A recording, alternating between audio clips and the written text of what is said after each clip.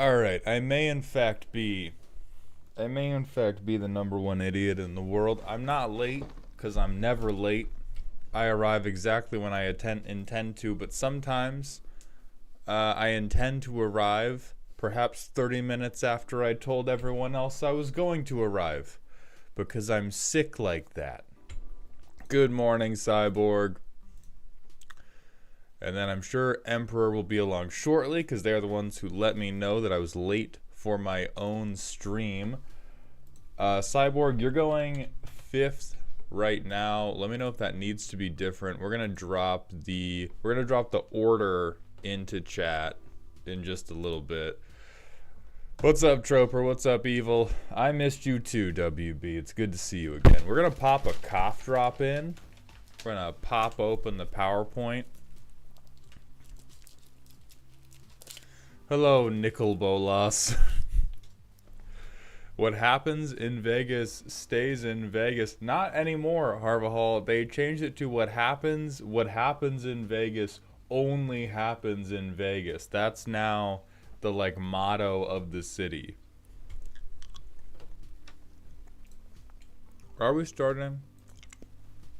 I don't think we're starting with Foghorn today. We have one person who requested Foghorn Maldhorn, and they are not going until the end of the stream. Chandler, I've not watched the Professor vid yet because I want to make my own video about it and don't want to rip him too hard. I haven't watched Worlds Requiem. I swear to God, you shut up. I haven't watched Worlds yet. I haven't watched the finals. Shut the fuck up. I haven't watched the Professor vid yet. I think it is pretty ridiculous to have Universes Beyond taking up 6 standard sets. The overarching thought I have about Universes Beyond. So let's make a new. Let's go back. Let's make a new.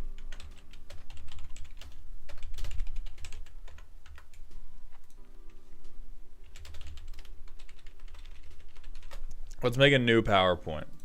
We do not pray for BLG in this chat. We pray for my goat faker, Cyborg. You do better. Do better. He's playing till he's 90, and he's winning every time. So I think one thing...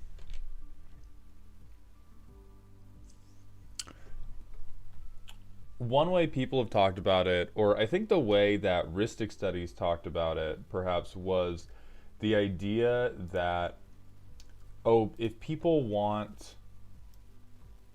Universes Beyond is meant to bring new people into the game, right? It's meant to, let's see.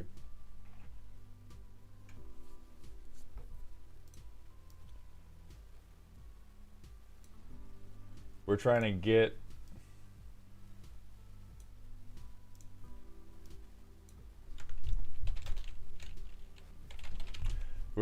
new players into Magic the Gathering.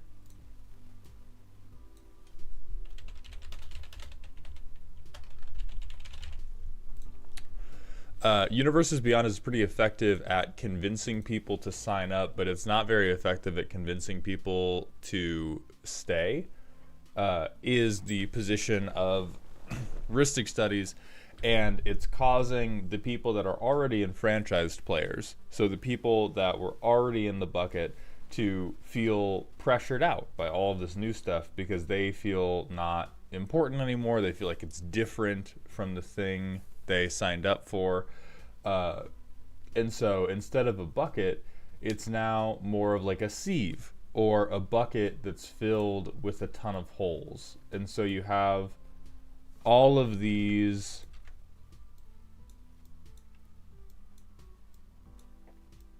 I really fucked up that arrow. Hold on, I really fucked up that arrow.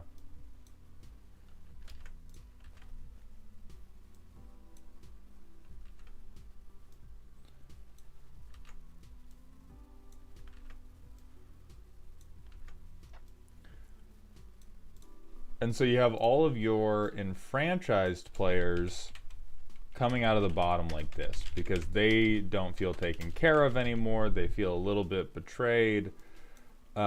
And so now you have a bucket filled with holes. And so they're talking about it may not be the actual best thing that you can do for the economy of this game to constantly worry about new players coming in, because it's not just a net gain. It is a gain at the cost of some of these enfranchised players going out. Now, my main thought about it, also Pika Puff, thank you for the 11 months at tier 1, my friend. Welcome back to the dog home. Hello, Observer. Thank you, Thomas.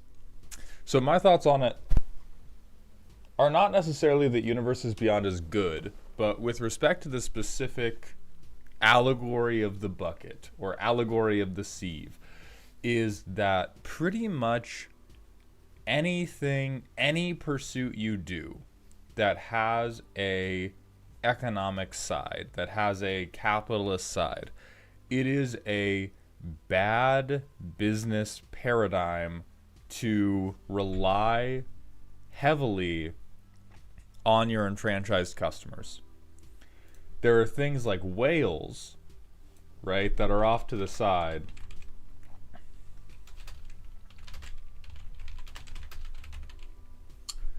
that put a ton of money into the bucket. Right, they have a ton of arrows coming off of them into Magic the Gathering, but that's different than the enfranchised players. And while repeat customers are good, if you trying to balance anything around every repeat customer has to love me or has to like what I'm doing is generally a bad thing. I think a year or two ago now, or maybe even a few years ago, Mark Rosewater or somebody at Wizards, I don't know if it was Mark, said something about, oh, not everything is for you anymore. And a lot of people got really mad with that. That sentence made sense to me.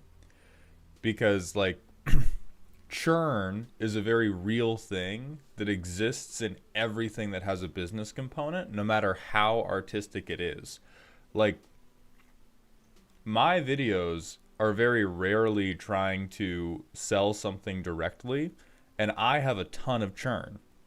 I have a ton of people who are supporters of me now that I am very, very grateful for, that I understand will not be supporters forever. I have a ton of people who supported me early on and really and said, like, yeah, I'm a day one, I'm going to be with you till the end of days, and then they're not. And I don't hold that against them because I understand how churn works. I still think the balance of how they're going to do Universes Beyond versus Universes Within is pretty fucked up. I think they're going to be paying less and less attention to Universes Within on account of Universes Beyond. So I don't think it's going to be 50-50, but the Universes Within stuff is done just as well. I think it's going to lead to a general drop-off in quality as they're suffering from crunch the entire time.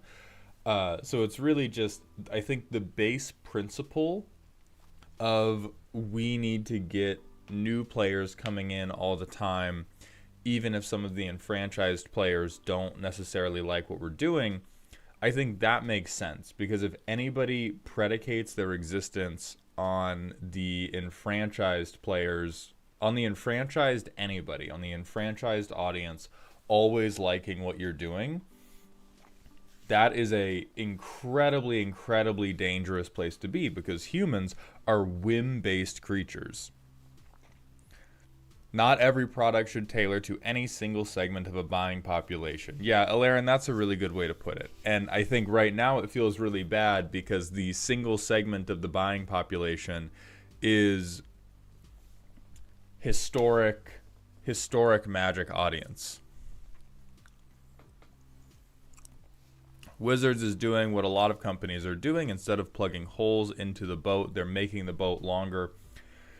I feel like that metaphor implies the possibility of plugging all the holes. The reason that this churn paradigm has replaced you're going to establish a devoted audience and they're going to stay with you forever because you are servicing their needs very well has been proven over and over again to be less reliable and in many cases less effective than allowing churn to happen.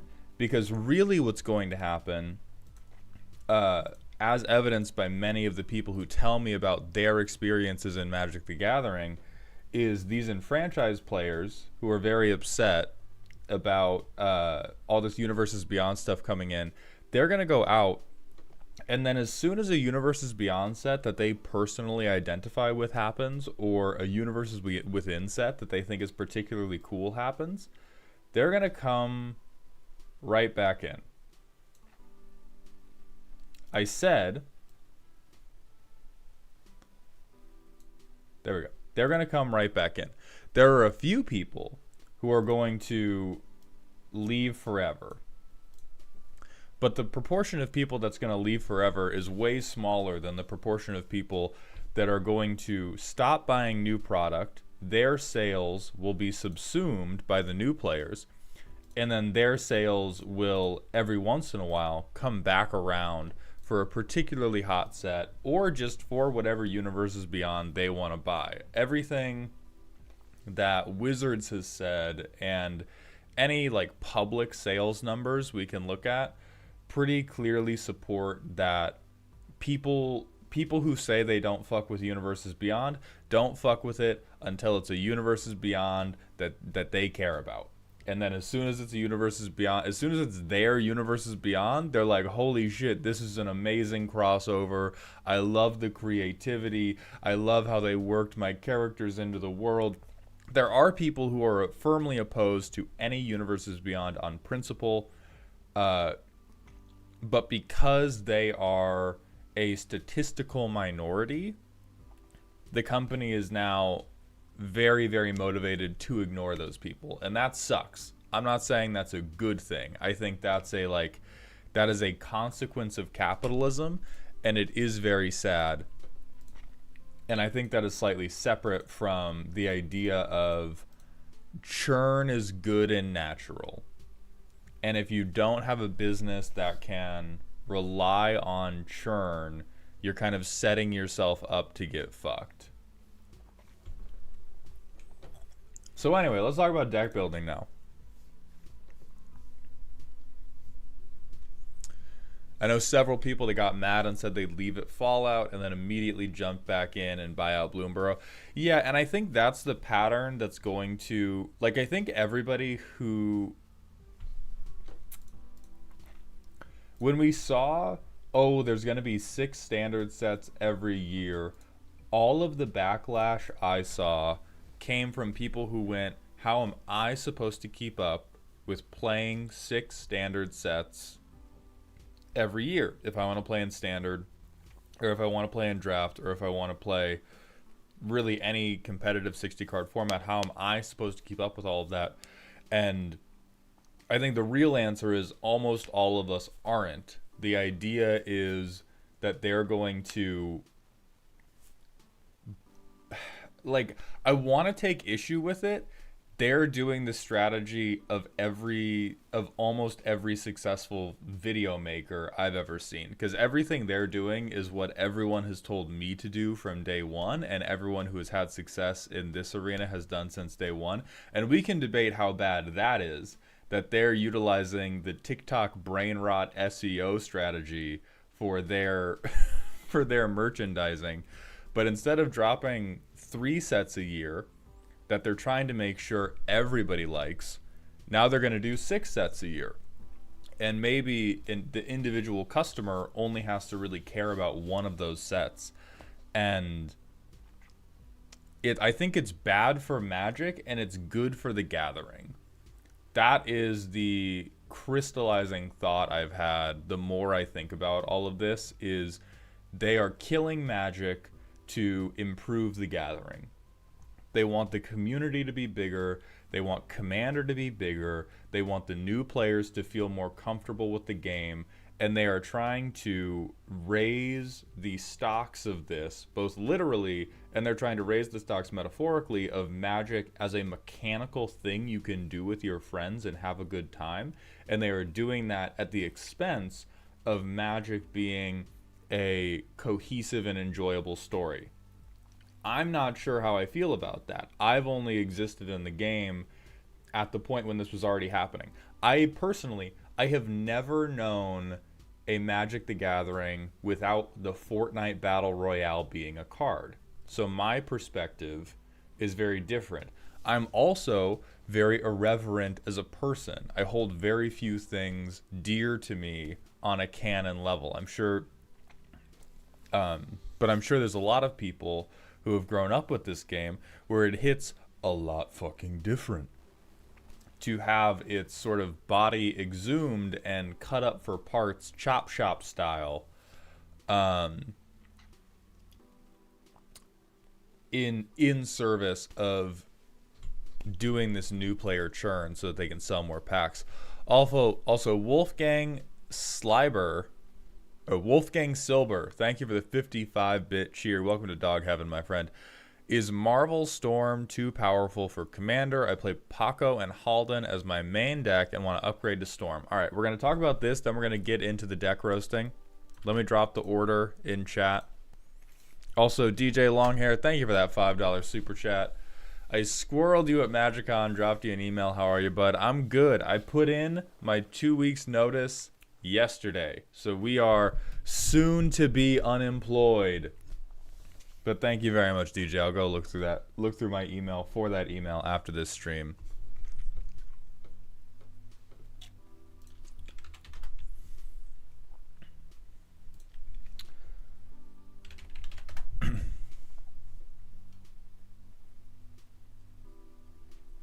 Okay, so where is... Oh my god. Please, bro.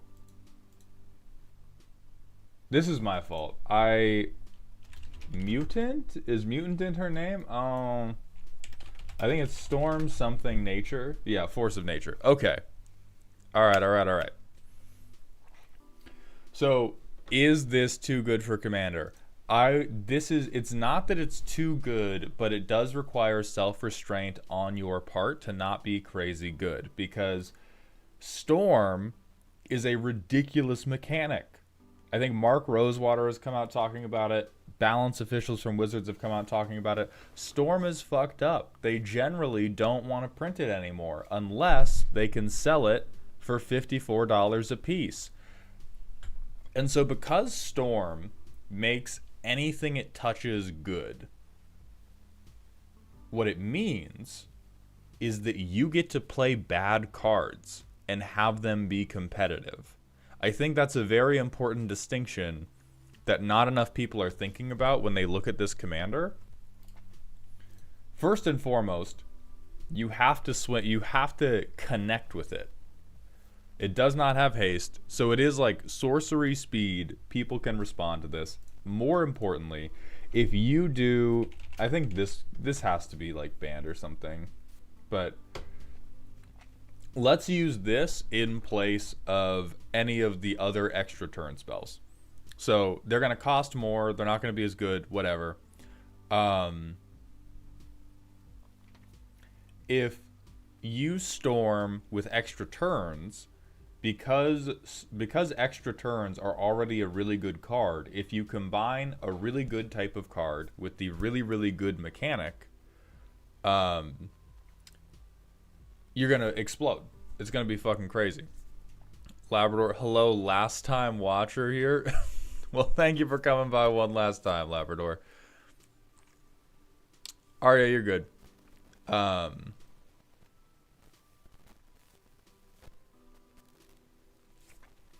So, if you combine Storm with cards like this, or with cards that give you like extra combats, thereby allowing you to increase the Storm count near infinitely, Storm is going to be really fucked up and is probably going to feel too good. But if you play Storm with like bad cards, you're in a pretty good spot. Like, can you imagine just storming, Hell, just storm into ramp. This is a pretty good ramp spell. But just storm into ramp, get a bunch of mana, do whatever you want. My preferred method of winning with storm is going to be cackle maxing. This is not good. I want to be so clear. This is going to take, you need a storm count of like 8. Really what I'm saying is, how do I find the balance? Is bribery too far? The balance is really going to depend on your table, because the thing about the average pod is that they're going to find different things unacceptable for basically no reason. Some play groups are going to find mill unacceptable because they don't know how statistics work. Some people are going to find interaction unacceptable because they actually wanted to play solitaire. Some people are going to find extra turns unacceptable because they like having fun. You know, there's all these different individual things that you know, so there's no good line for this card is too far. I think at many tables, I think bribery's fine at a lot of tables, because like, and that's with saying most people hate theft. A lot of people hate theft because they think that, I think it's an ego thing. I think outside of Cheeto fingers, nobody has said this out loud to me, so I am 100% just going for an inferred soul read. But most of the time, the language that people use around theft cards implies to me that they are having some sort of ego trip about selecting that card for their deck, and they think that they are, to some level, God's chosen deck builder, and they're the only one who could have thought of that absolutely perfect capstone card for this deck, and you stealing it is stealing all of the hard work that went into them picking that card. And most of those cards are EDH top 10 for the commander. I think there are some other legitimate frustrations with certain theft mechanics. But for the most part, anybody who has talked their shit to me about theft is like, you don't get that card. I was so smart when I picked it. I was so smart when I realized that it shared 5 words in the text box with my commander, and they cared about the keywords that my commander had. So I think bribery is fine. I'm sure a lot of tables wouldn't like it. And again, bribery being fine is dependent on what the table is playing. Like, if you rip a bribery into the Dragon deck, they're going to be pretty mad because you're probably going to steal, like, Tiamat or something. Yeah, theft on spell table sucks logistically, Ender. I will give you that. There are logistical concerns around playing theft, which is why I never play theft when I'm playing online. Because holy fuck, is it a headache. What's up, Lady Kilala? Thanks for coming by. It's good to see you, my friend. So I think bribery is pretty fine. But again, depends entirely on your table, because we're all crazy. We are all crazy. We are all contained within a series of rubber rooms that are inside our brain, and you never know about them until we hit a boundary.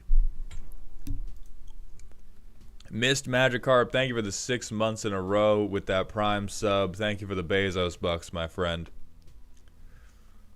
What's up, AK? Yeah, Lady Kilala, we recovered from the con. I was at the gym the day after, and it was a pretty good day. Any early thoughts on Foundations? Looks sick. Everything I've seen out of Foundations so far looks pretty sick.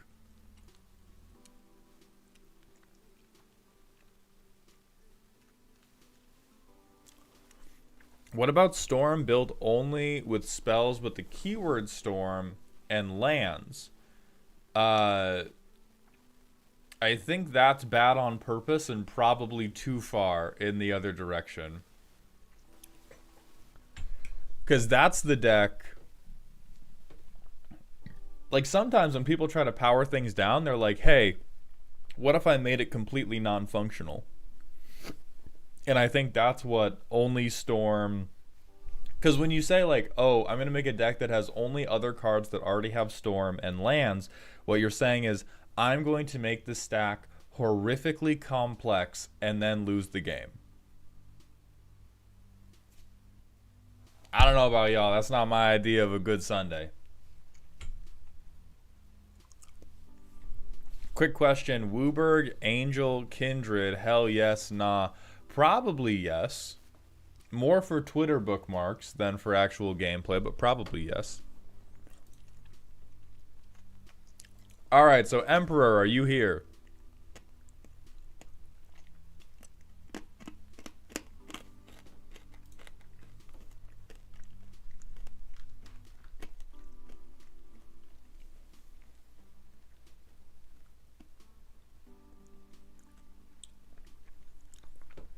Yeah, see, we're getting some good thoughts. We're getting Storm and Villainous Choices, Storm and Spliced Arcane cards. YouTube chat has the right idea with how to deal with this commander. Alright, Emperor's here, so we're going to do this random Smasher Pass and then get into the decks. Hell no.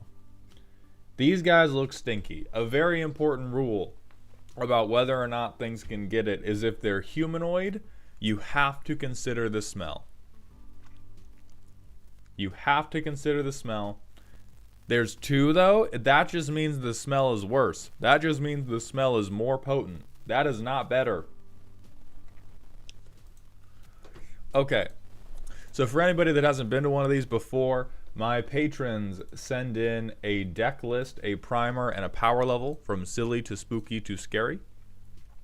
And... Silly to Spooky to Scary, originally developed by DannyPhantom.exe, talks about how ominous each of your turns are. The primer, you talk about what you think the deck does or what you want it to do eventually. That is the main thing I am grading you against, depending on how much description you put in. If the primer is just a mechanical description, then I'm still going to inject a little bit of my own vamping. But if the primer talks about the energy you want the deck to have, I will judge it off that energy. So first up, Emperor Tromidlov Drolmai. This is a silly and spooky deck. The deck's main goal is to draw cards until I have at least 6 different mana values in hand, then hit people with Atemsis once, either via combat or non-combat damage. Okay, so for those of you who have not played against the Rizzler before, Atemsis lets you reveal your hand when they deal damage, and then if you have 6 different CMCs, the player you damaged loses the game. Alarin, the description can be in either. Doesn't matter. Alright, so we have juiced up card draw. We have Triskaidekaphile just in case this horrible, terrible plan doesn't work out. Anti-Teferi's Protection. This is beautiful.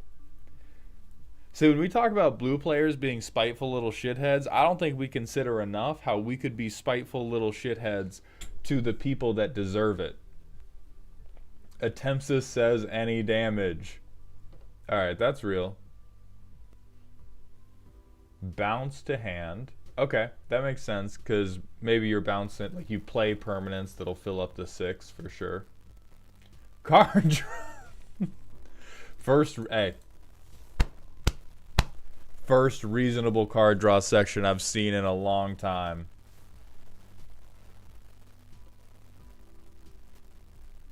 And then deck manipulation. It's just more card draw. It's just more card draw, baby. I was expecting scroll rack. And instead we got just other card draw that I tagged differently. Extra mana values, that makes sense. Haste good, hand size good. Not a lot of protection, but you're the blue player, so they're probably not. I think a little bit of this deck is probably riding on the belief that nobody's going to shoot at Atemsis, because one, how on earth are you going to have all 6 mana values already? And number 2, one of them's probably a counterspell.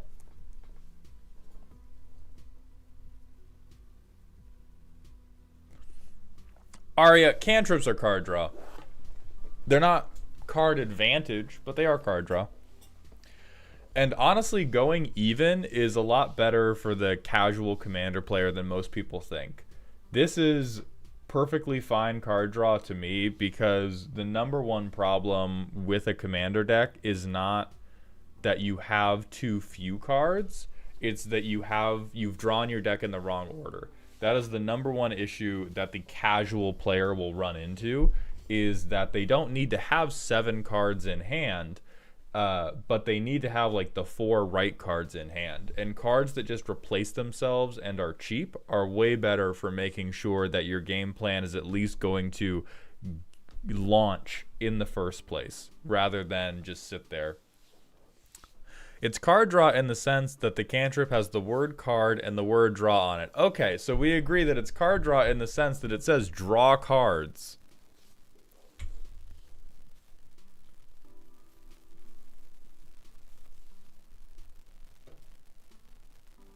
And then we've got, oh Jesus, 30, okay, 34. So we have some MDFCs.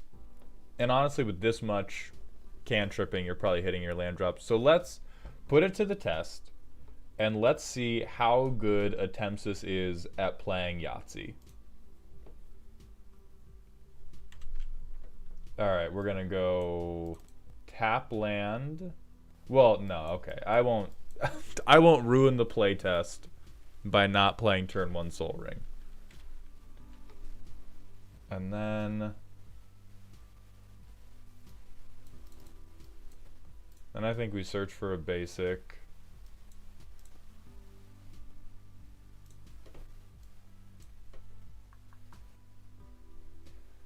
So we have 2 and 5 right now. We could Fathom Trawl. We don't really have anything for... We don't have anything to haste Atemsis or deal damage yet. The Deadwalk LK, thank you for the Twitch follow. Welcome to the doghouse, my friend.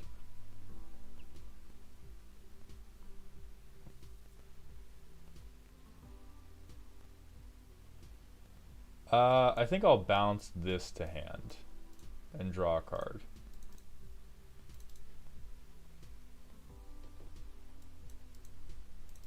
And then we have just enough to Pilgrim's Eye again, go get another island. Jesus, how are we fucking flooding on this many lands? Okay. We have Atemsis out.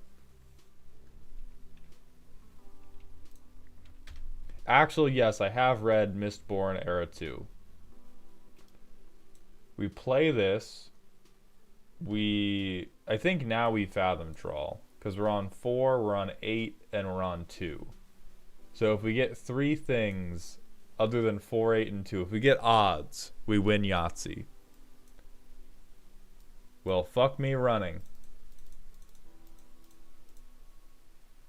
Okay. Okay. And then 6. That's not great. But it is what we got. So now we have 9 cards in hand. We have 2 mana to spend. I guess we Lightning Greaves and we put it on Atemsis. And then we're discarding for hand size. Oh, lands count as 0? Okay.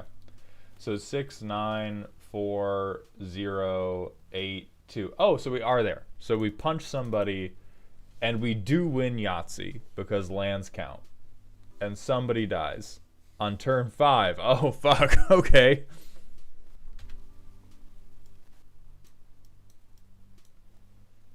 And now we have 1,000,000 mana, but do we not just...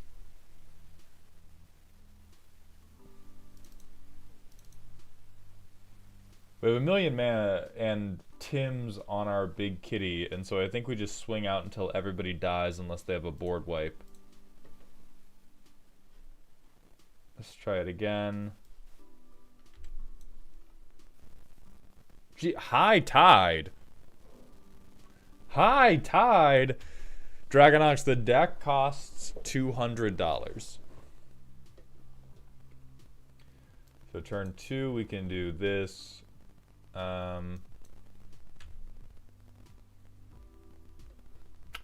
This is looking a little bit more like what I thought might happen when I saw that land count. Yeah, this is looking a little similar to what I thought might go down when I saw that initial land count.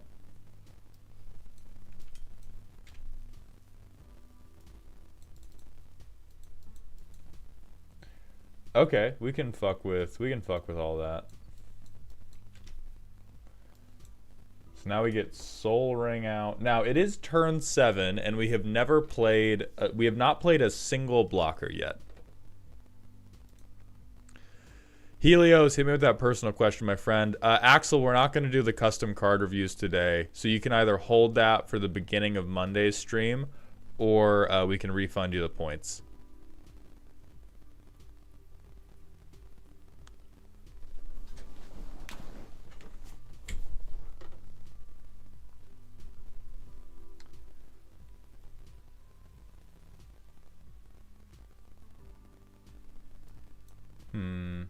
So we can play this.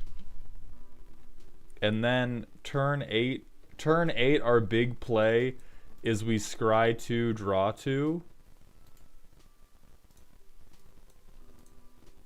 We got him. What in the absolute fuck is freed from the real? Okay, so this is for, I don't like this. I'm going to tell you why I don't like this.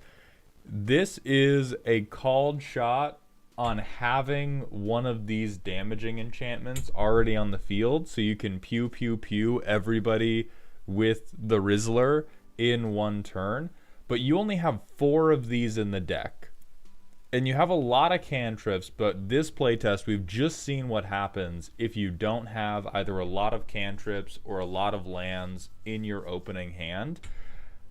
You're just not going to draw to both of these in very many games.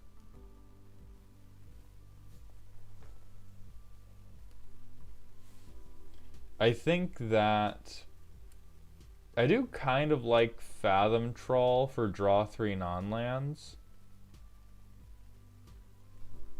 Let's go back to the deck itself and look.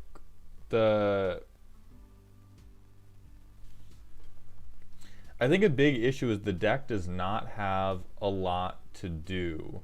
And I do not think this bounce is working out like we thought it might.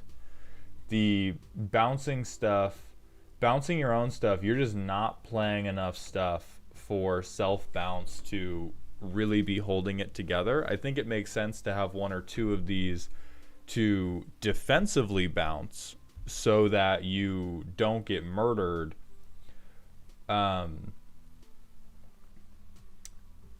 And I am coming around to what Arya said, mostly about, I think we need some more things that will get us net positive on cards, or more things that are repeatable engines. So like Part the Veil, I think definitely should go. I think Call to Heal probably should go. Chain of Vapor, famously good card. I'll let you keep that one. I think Curfew should also go. You don't want to give other people choices when you can, because they will just choose whatever thing is fucked up. I think there's an angle you can shoot here about, oh, well, this gets around hexproof if I'm playing against a Voltron player. That is an incredibly specific set of circumstances you are trying to interrupt, and unless you are playing with the same set of people over and over and over, I wouldn't do something like that.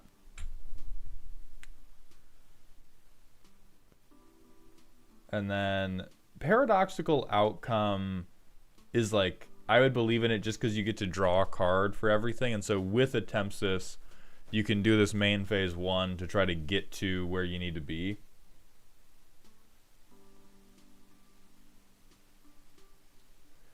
String of Disappearances is also a little bit... Axel, yeah, we do custom card reviews during anything but deck review streams. Helios, the deck is trying to play Yahtzee. The deck is Atemsis, and we're trying to get 6 different CMCs into our hand. Sorfalo, thank you for the tier 1 Twitch sub. Welcome to the dog home, my friend. Alright, so let's start looking at Resident Card Gremlin Aria's suggestion. So Manifold Insights. Oh yeah. Oh, for sure. This reveals a little bit of information to your opponents, but it also gets you 3 different non-lands into your hand. So this is another 3-mana version of whatever that 5-mana spell that we liked previously was.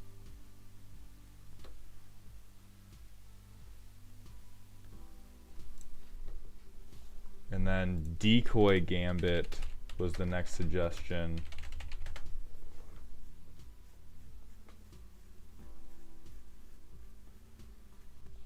Oh yeah, this is the type of bounce that you want to get around hexproof.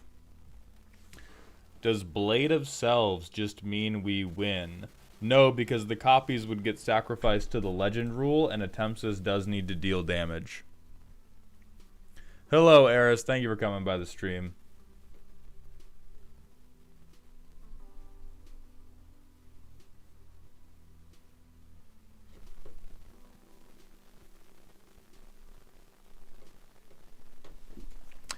Yeah, we are missing a lot of the mana rocks. Alright, so let's get this whole list in here. Felwar Stone, Thought Vessel, Decanter. No, we have Decanter because we drew it in that playtest. So Felwar Stone, Thought Vessel, Scepter of Eternal Glory, Caged Sun, and Gauntlet of Power. I don't know if we would want Gauntlet of Power to turn everyone else on. Yeah, I'm not positive we want to jork everyone else. But you might. It is a silly deck. But I do think we should invest more in ramp and casting like 3 to 4 mana, better 3 to 4 mana card draw spells than just this 1 mana stuff. Because our 4 to 5 is a little bit low anyway. You could even do like Sky Diamond or whatever, just to get a little bit more money into your coffers. But I think overwhelmingly, pretty much every silly or spooky commander game, the first 2 turns are hacky sack. And so you want to be setting up in those first 2 turns. And a really good way to set up is with mana rocks. And in this hand, we really desperately want this bounce spell to be like, obviously a Soul Ring, but even like a Felwar Stone, a Pristine Talisman, even an Arcane Signet, like anything that lets us ramp quicker. Holy shit, Soul Ring was there again.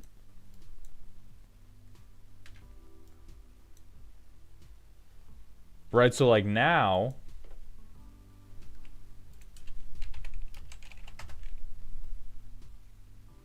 $11. Scry 2, draw 2.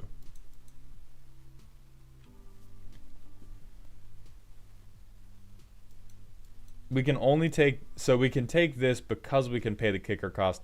This is basically dead in hand. I think this is a very funny card that you should keep taped to the inside of your thigh. I'm not convinced it's a card that should be in your main deck. But if we drop this, and then we drop, let's see, maybe Coveted Jewel. We get to draw 3, right? Mordenkainen. Inkwell. Oh, we'll get rid of Time and Tide because we're not going to use that on anything. We're also going to get rid of String of Disappearances because we're not going to use that on anything. Optimus Irk, thank you for the Twitch follow. Welcome to the doghouse, my friend. Nah, don't listen to him, Emperor. Coveted Jewel is bad. You should keep playing it because it makes me giggle. You are going to get the absolute piss beaten off of you, so this is gone now. There is no hope. There is no hope that we resolve that and keep it, but who cares?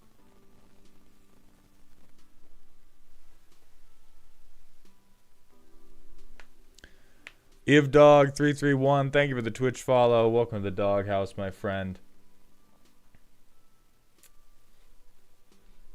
Well, wait, what are we on? We're on 6, we're on 3, we're on 1, we're on 2, we're on 9.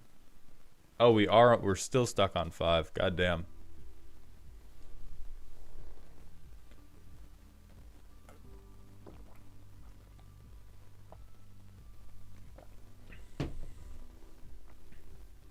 We could prosperity.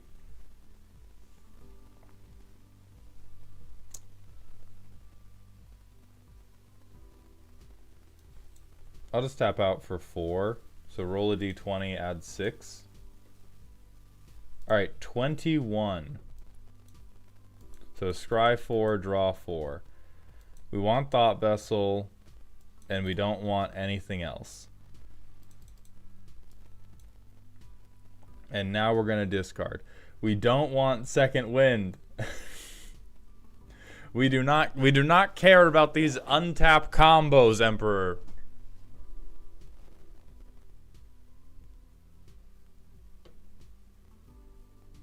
And then Mordenkainen can go fuck himself, and this Sphinx can go fuck itself. Thought Vessel. We finally get this guy out. So what are we at? 7, 9, 1, 2. Nope. Okay. I think we prosperity for 1, 2, 3, 4, 5, 6, 7, 8, 9. We prosperity for 8. This has to kill somebody. And then boom, we've done it.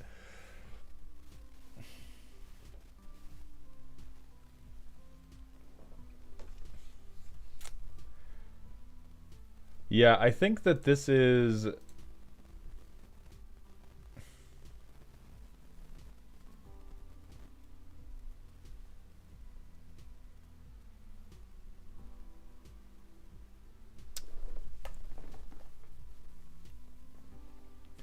I think that my overall feelings on this deck is that you noticed a couple of cute interactions that you thought were pretty interesting, and then we built the entire deck on top of it, and we've tried to glue it together at the end with every cantrip you could find. Spooky with spikes of scary? I don't even necessarily think that's true, because even the games where things were going our way, they were going our way under the assumptions of we can have an open board for like 5 to 7 turns, and nobody's gonna try to remove anything we do, because the deck doesn't have counterspells. The best it can do for protection is self-bounce. And a few of these self-bounces are okay, but most of them kind of hurt.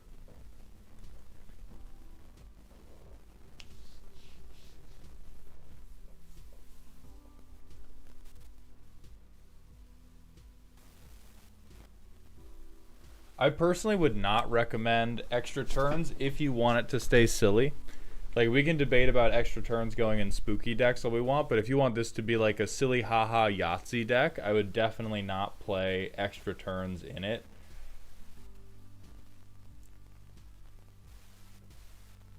I do honestly kind of like having these damage to tap as a way to get around, maybe you don't have good swings, as a way to, yeah, prevent people from just locking you out of combat damage.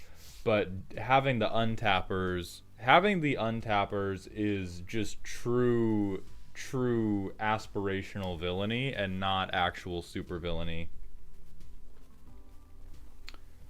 Right now, this is not happening. In the playtest we saw, this is not coming together. You might be able to return to this if you make all of those suggested ads for bigger and better card draw spells.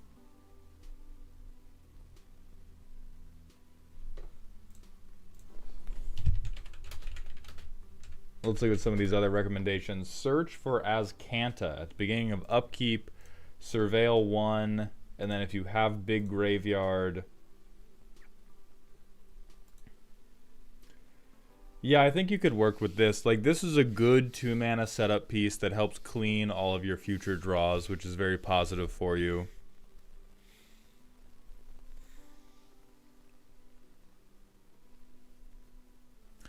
I try and not run extra turns on principle. Yeah, I'm with you, Emperor, so that's fine.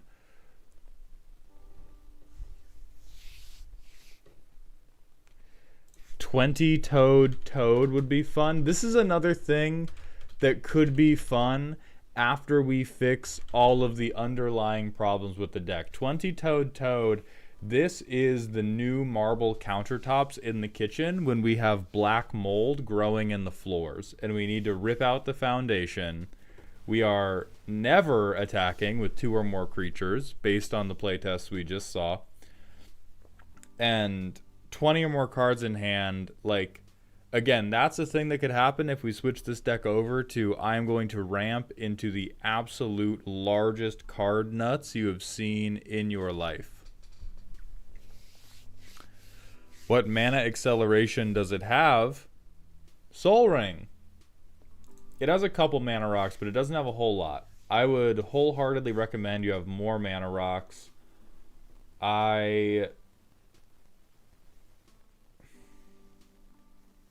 Oof. Oh, thank you, baby. Of course. And then do you want raspberry lychee or peach ginger? Oh, peach ginger. Absolutely. Thank you so much. All right, we're gonna have breakfast because I definitely knew what time this stream was at. Heraldic banner. Well, maybe I'd spell it right. Did you mean heraldic banger? Hold on. What the hell, Scryfall?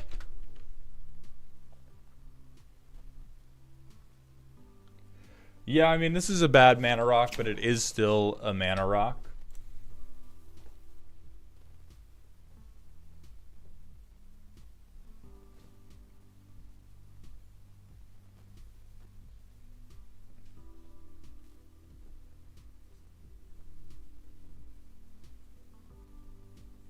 Oh, Alec, man, yeah, the November roasts, the November roasts are going to be, I'll post an update today about when they go live, but I have not decided when they're going to go live yet.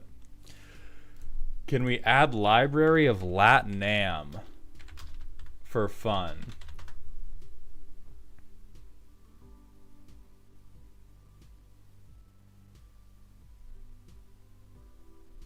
Is this your idea of fun? Throwing books at people? You absolute rat bastard. This is, I mean, it is about as fair as tutors get. Draw 3 for 5. I mean, it's on rate with some of the other stuff we do. So yeah, I could see this going in for one of our numerous cuts.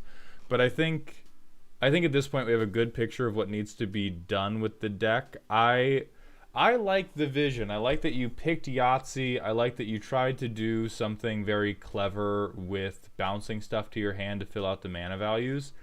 That said, sometimes cleverness is bad. Sometimes the Wile E. Coyote shits himself and falls over. And so I think there's a lot of just better card draw we can do to replace all of these really, really low mana ones, or especially these really low mana bounce ones, and then I think the deck will have a better time. But let's go to the personality matrix. We're definitely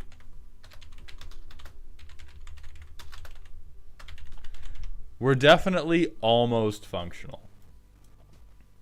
We are 100%, oh my god, you almost got there. It does play Magic the Gathering if they let you sit there and twiddle for about 6 turns. But I respect what you were going for. All right, Mavanger, are you here? What is Minecraft creative mode? Like Fantasyland or this deck is God mode? I would say God mode win Fantasyland. Because there are some like the deck we just looked at, it was if you give me 5 to 7 turns of doing whatever I want, I'll start killing people. There are some decks where you playtest them and the creators are very adamant about the fact of, oh, if you give me 5 turns of doing whatever I want, I have this like unassailable, unstoppable force, and the board state looks very impressive. Their hand is full, everything's great. But I call that Minecraft creative mode because it requires you. Huh?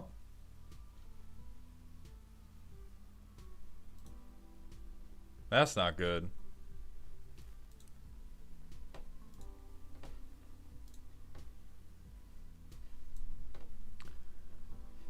Okay, hold on. Are we back? I think we're back.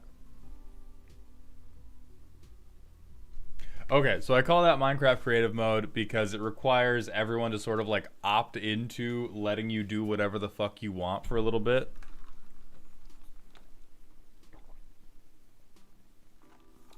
All right. Still looking for Mavanger and then looking for Karma after that.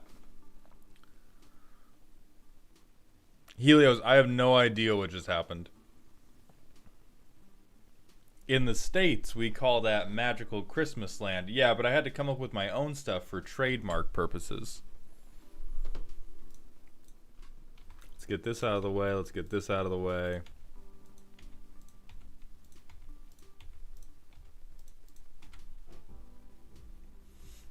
Alright, Karma's here. We're going to move on to you, and then Mavanger, if you're there.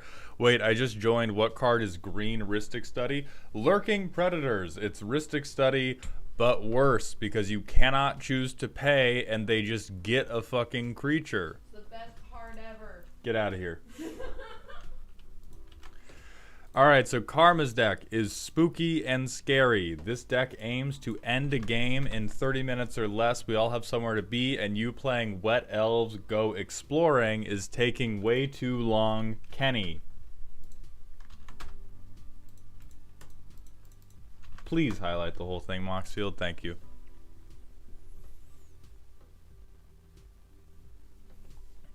Alright. Solkanar the Swamp King. Swamp Walk. Whenever they cast a black spell, you gain 1 life. This is 30 minutes or less? Are you scooping? Is this the deck for when you're actively delivering for Uber Eats and at 29 minutes you say, oops, gotta go? 1/1 counter payoffs. Gotcha. They do pay off. +1/+1 counters. Okay, this card can be pretty good. So can this card, particularly in like silly games. Maybe. If you have the card draw, definitely. This one's a little bit... This one's pretty hopeful, but, you know, I'll let you try, because he's cute. Yeah, I mean, this is fucked up. Even if you can't do landfall normal style, this is absolutely fucked up. Wizard class is overplayed garbage, and I'm not convinced it needs to go in as many blue decks as it does. I think you're poisoned. You're poisoned by good EDH. I think this is a very good card for any decks that seek to operate at the silly level or the bottom levels of spooky, only because it has things you can pay into if you're dead in hand or dead on board to get you out of the situation of being dead on hand or dead on board.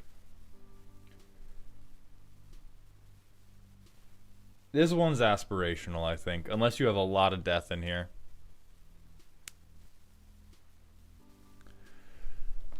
Stupid question. If you have infinite mana in combat, an unblocked attacker, and 2 ninjas in hand, is that infinite ninjutsu damage? No.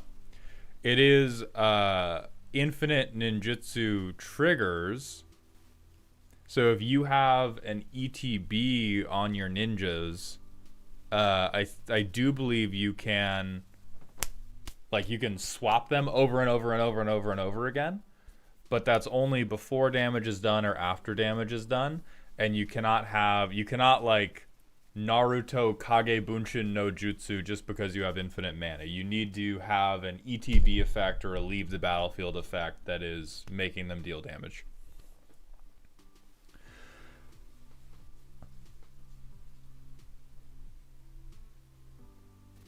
I need a salt mine deck. I'll think about that for you, Paul.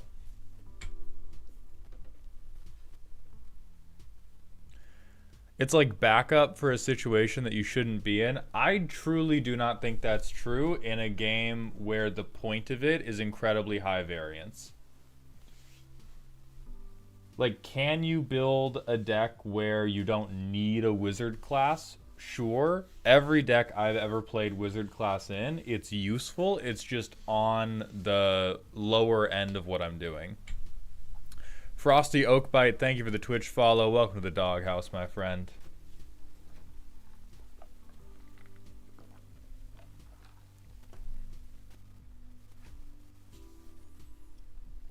Does this trigger...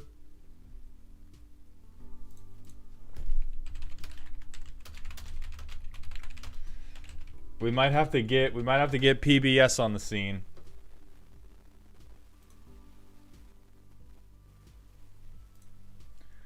Oh shit. Everybody go get Reading Rainbow. I think we just non-bowed this whole fucking section of their deck.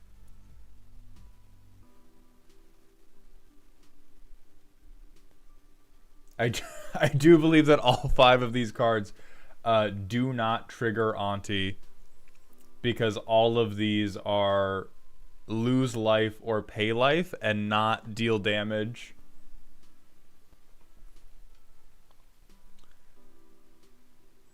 Yeah, damage is life loss, but life loss isn't damage. Okay, burn. So we have 2 X spells in a deck that I have seen 0 ramp in. That's a pretty good sign. Return a random instant or sorcery from your graveyard to hand. If a permanent you controlled left the battlefield in a deck where I haven't seen anything to sacrifice, everybody loses 3. Hellrider, I at least believe that this will trigger. The more I look at this, the more I feel like that 30-minute timer is just a shame scoop. Okay, we got some discounts. This is basically ramp.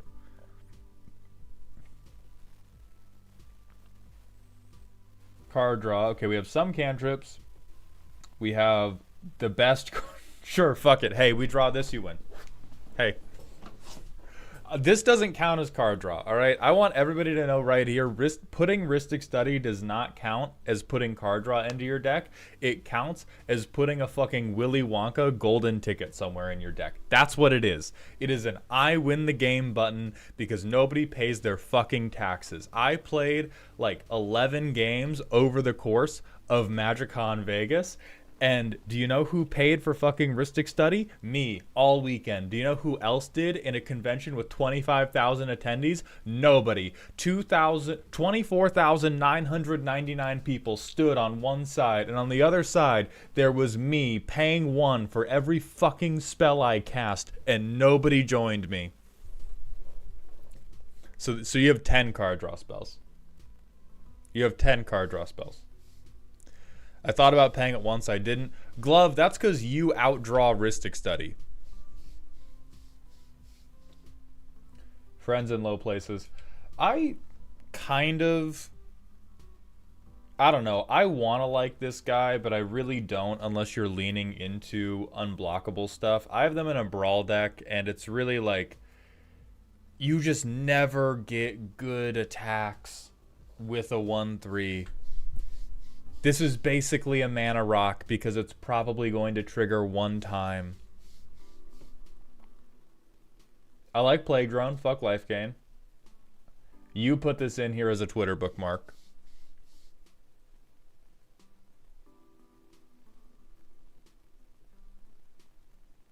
I'm so back. Never mind.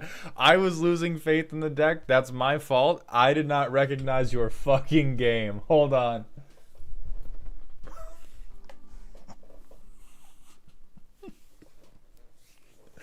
The deck's perfect. No more questions. Let's play test it. All right, 30 minutes on the clock right now. We're so fucked.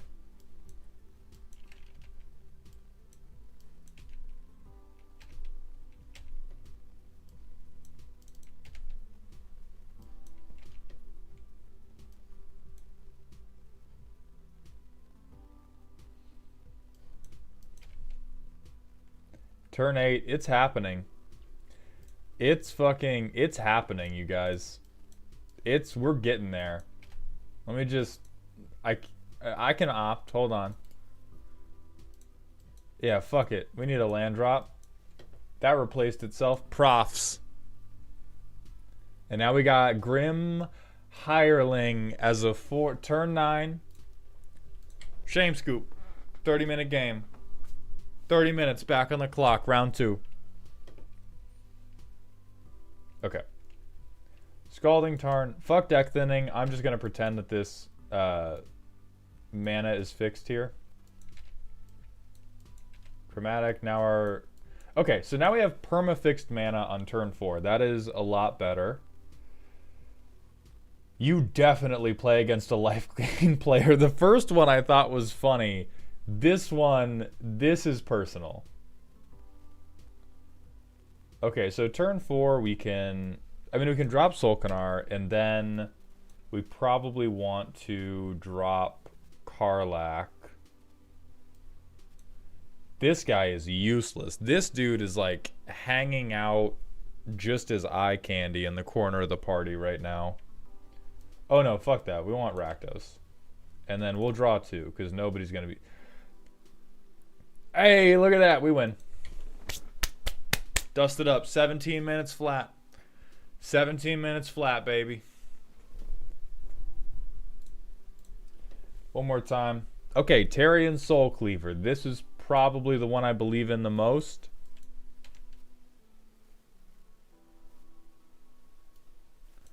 I don't know what the fuck is going into our graveyard. This guy, because he didn't fucking do anything for us last game.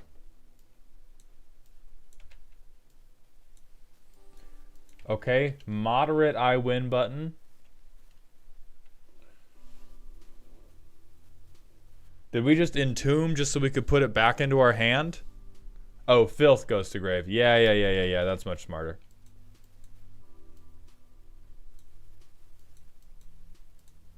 Okay, so we got filth and grave. Solkanar?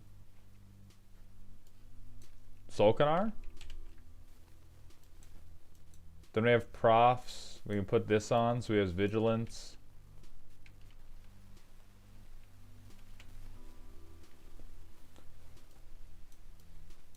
I can fuck with Pain Distributor for group slug.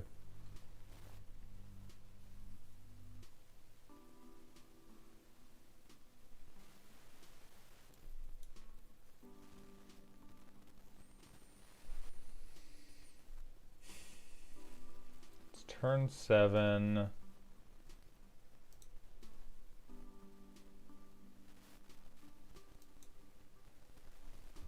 Okay. So, Karma, I really love the primer you sent in. I don't believe this deck lives up to the primer. I do think the most likely way that for this deck to end a game in 30 minutes is for you to fake an emergency phone call. I think it's split between a couple different things. It is split between Rakdos burn itself down to deal damage, group slug, and whatever Voltron is going on with Solkanar himself. Ultanoob787, thank you for the Twitch follow. Welcome to the doghouse, my friend. I think some things like Obnixilis Unshackled, I really don't believe this is ever going to come through for you unless you are doing creature control yourself, and you are not doing creature control yourself. I think Obnixilis is fine for a silly or spooky deck as just a generically good fuck you creature, because yeah, landfall, lose 3 life, make this guy really big. Hey, at some point, you will put a hole in somebody. I don't believe in Infernal Pet. We might have to cut Wizard class, bro. We might have to cut Wizard class. I think if you're gonna run Anti-Blight, we need this to be a much bigger thing. We need self-damage that I then either boing flip onto other people, or self-damage that translates into benefits for me. Needs to be a much bigger theme of the entire deck, because right now we have Blight. I feel like All Will Be One is really in here for Blight, so I'm going to say that's a second card. We have these 5 cards that do not work.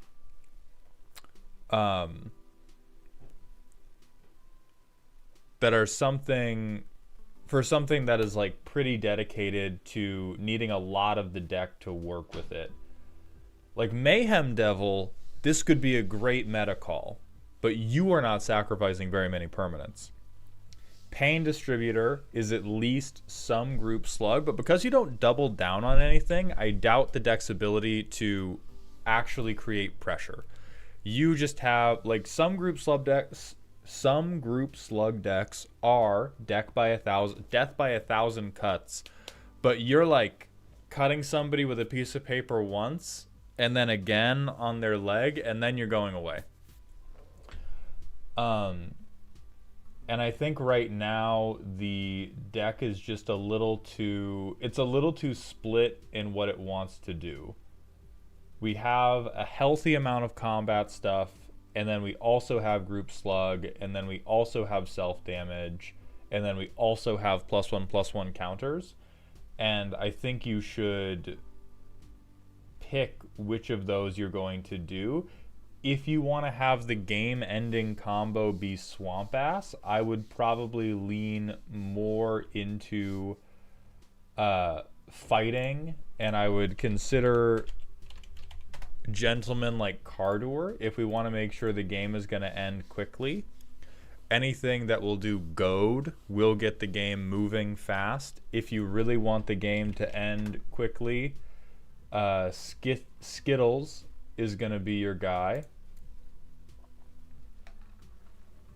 I'm just going to let that soak into chat for a minute.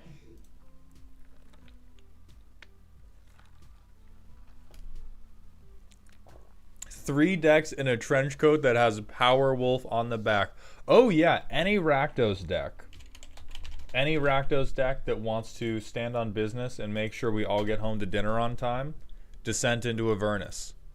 Absolutely. No questions asked. Especially if you want to have these X spells for a late game pull the ripcord on the parachute thing. Because right now, I think we saw one in each playtest, and we never saw the ramp. You are writing checks that your ass absolutely cannot cash. Since he's running so many demons and such, isn't the new Seance board pretty good? Let's look at Seance board.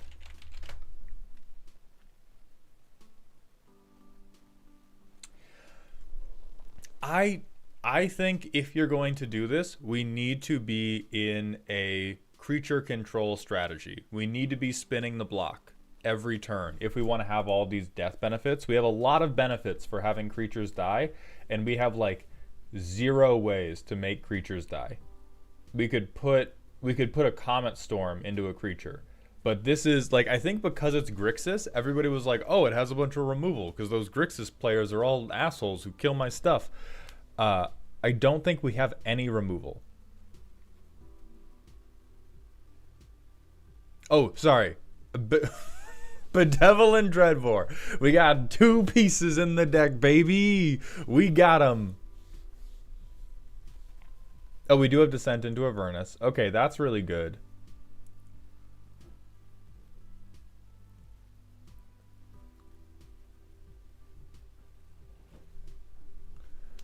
I mean, tokens is whatever, but like these three cards kind of exist in a vacuum by themselves.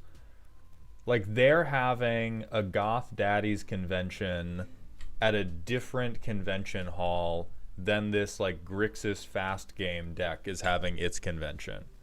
It does help you to allow you to have Demonic Council, and if you really want to be in on demons, then I do get that.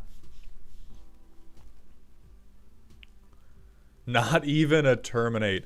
McStabbers, we're doing patron deck reviews. We're looking at a Grixis deck that wants to end the game quickly, but I don't believe it's quite living up to those expectations. See here, Sol Ring, right? Sol Ring has to pull this together for us. So we're going to spend 3 on that. We have 2 left. We have Andril.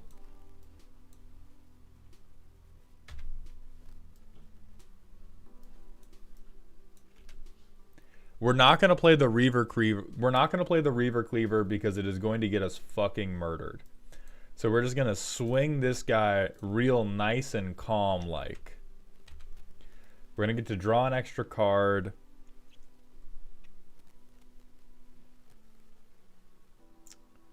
See, and we get Raphael, and he doesn't do anything unless somebody kills our commander. Which, like, we'd rather have him protect our commander, or we'd rather have him be scary in his own right. This guy's okay, but again, like, this only works if we have an X spell in hand and we're already dealing a ton of damage. This is kind of like Christmas Land. He gives your commander +1/+1 in lifelink. We don't care about lifelink if we want the game to end in 30 minutes. We care about life totals going down. We don't want them going up. Only down.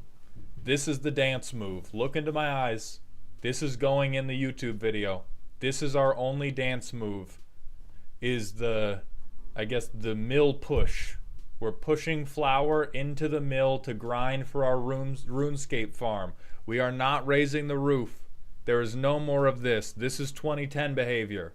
We are only bringing it downtown. Okay? Look at me, Karma. Moment of silence. That's all you're doing. Yeah, we're pumping powder into the musket. Thank you, the glove. Oh yeah, Heartless Hitagetsu. That's another... You did already get... So Heartless Hitagetsu is fine.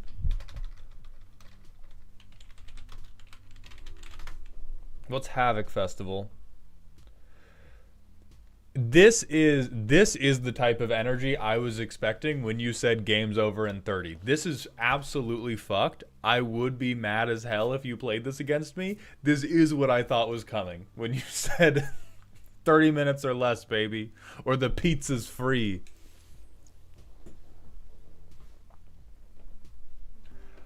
And so I would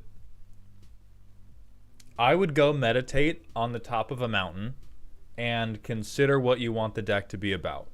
Right now, it is definitely multiple decks in a trench coat. I think there is potential in any of the pieces of decks that you have shown me here, but I think right now we are getting caught out between Demon Word Cloud, Auntie Blight Takes You to School, Group Slug,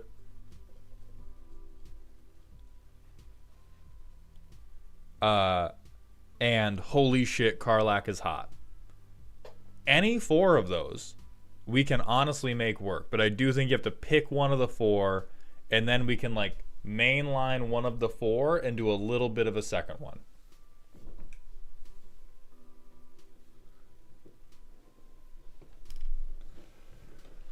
But Karma, thank you very much for the submission. I hope you enjoyed. Riley Rocks, Taco Socks, and Espion Commander, thank you both for the Twitch follows. Welcome to the doghouse, my friend.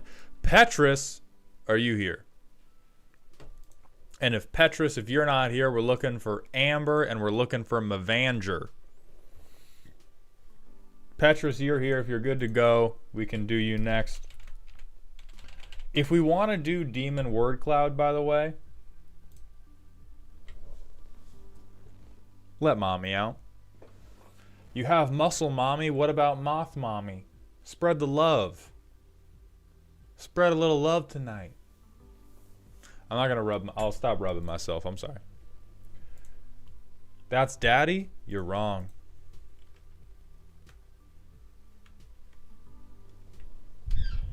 Say it again, Goody. Say it again. Look into my eyes, Goody. You sure about that? What's up, Danny UG? Nah, you right. This is trans demon erasure. Yeah, I'm sorry. This is parental figure.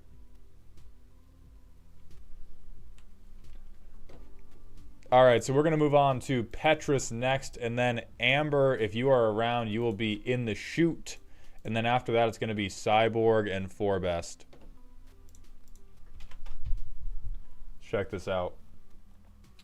Ramos, the Rainbow Dragon. All right, no trans erasure here. Somewhat spooky deck that wants to storm with Ramos by casting as many 3-color charms as I can to refill the counters each turn, as well as my hand. It can struggle if Ramos gets removed before you can untap with him on the field. Generally, though, I can close out games with spells like Villainous...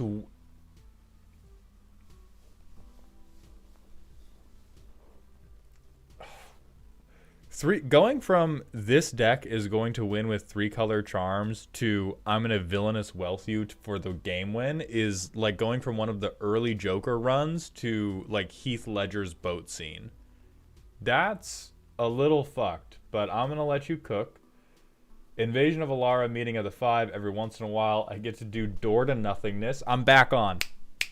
I'm back on. We're back in it. We're going. Below Average Potatoes, thank you for the Twitch follow. Welcome to the doghouse. Some of the ramp and mana base could use some work. I had the artifact dual lands and just put them in there. Me when I had stuff, but I appreciate your honesty.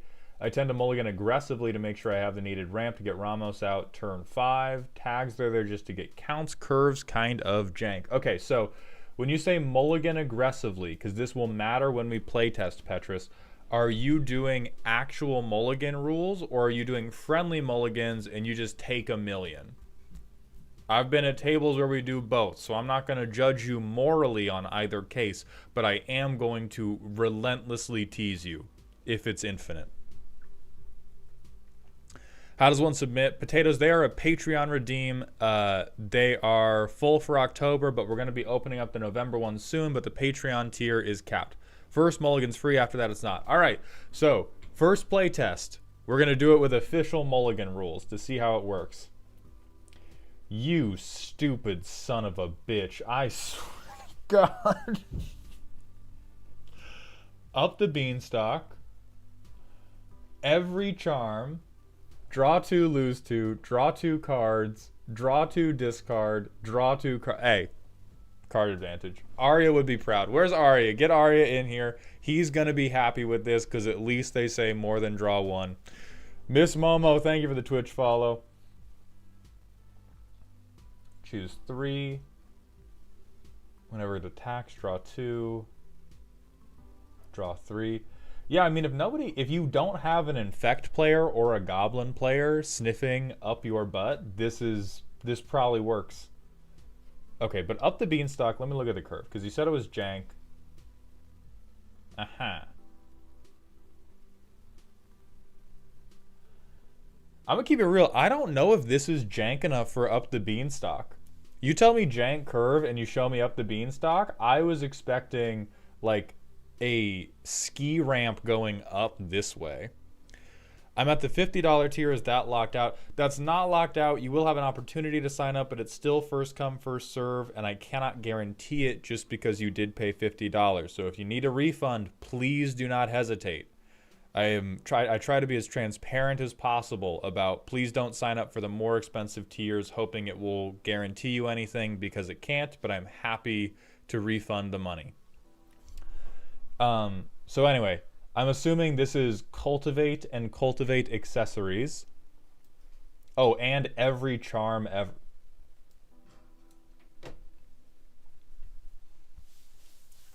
Petrus, I love you. Petrus. Who's my silly man? Or lady, or them be. Whatever you are, Petrus, I love you. Oh, and we got fuck you, man.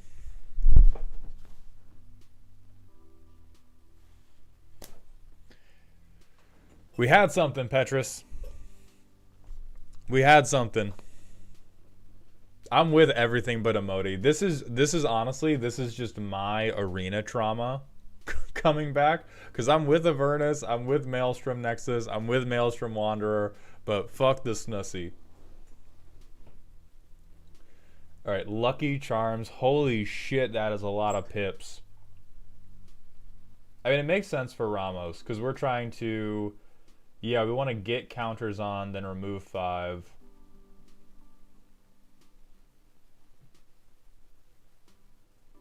Okay.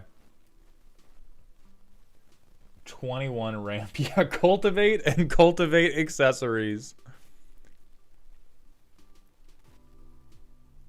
35 lands. Okay, so quick question for you, Petrus. Since we have the author here and the artist is not dead, is there a reason you do not include things like hardened scales to put additional +1/+1 counters on? Because it seems like that gets you really close to getting the mana from Ramos. Is there a distinct reason you don't have all of the, like, put an additional one on, put double on, stuff like that? Also, Rallic, thank you so much for the raid, my friend. I hope you're having a good stream. How you doing? And we're going to wait for Petrus's answer. I had the counter package in, but cast more cards was more fun. Good. That was a morality test. You pass. We will continue with the roast. You fail, but we're going to keep going with the roast. Oh, goddamn. Wait a god. Hold on. Wait a god. Jesus. Okay. I like how this looks. I think it's slow. I think it does rely on the goodwill of your table to not, kill you with infect. But a lot of decks rely on that. Okay. Command Tower. Yeah, this is turn 5 Ramos. Yeah, we're going to cut these, brother. Don't worry. We're going to cut these. Don't worry. Play every tap land in the book. And then I think we Command Tower, Decanter. Hi, baby. I need to fix it. It's just this one group of hair that's been sticking up this entire time. Oh, Ramos is 6. All right, Lantern, whatever. Soul Ring. This is... I really want to advise you to cut Soul Ring because it doesn't count for colors, and I'll use any excuse I can to cut the Demonic Cock Ring from a commander deck. This is like the only card that could have saved this. We had Lauren's Escape and a counterspell. And now you get a creature, a land, and a non-land. Okay.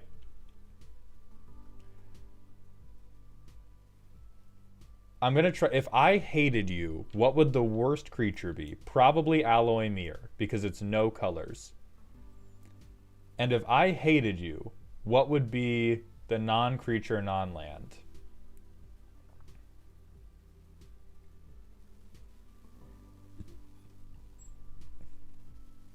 It's not going to be fucking the ramp. It's not going to be anything that draws you cards.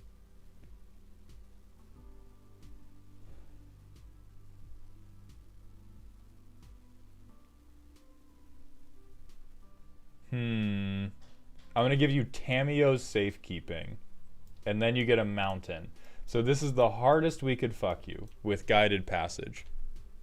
Chromatic Orrery in there? I don't know if it is, but it is something we'll be recommending. Alright, turn 7.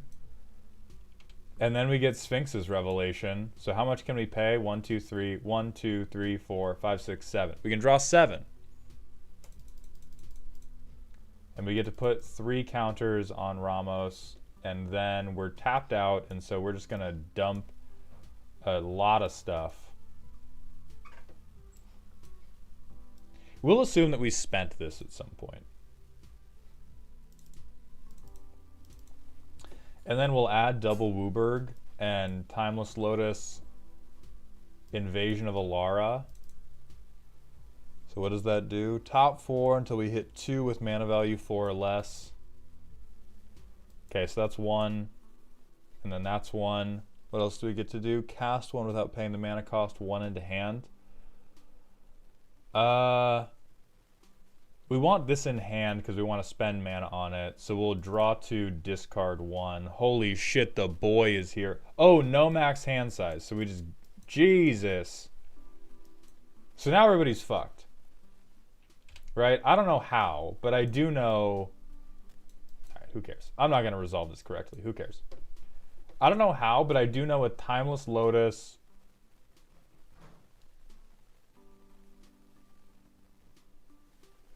Invasion is endgame? Hold on, how?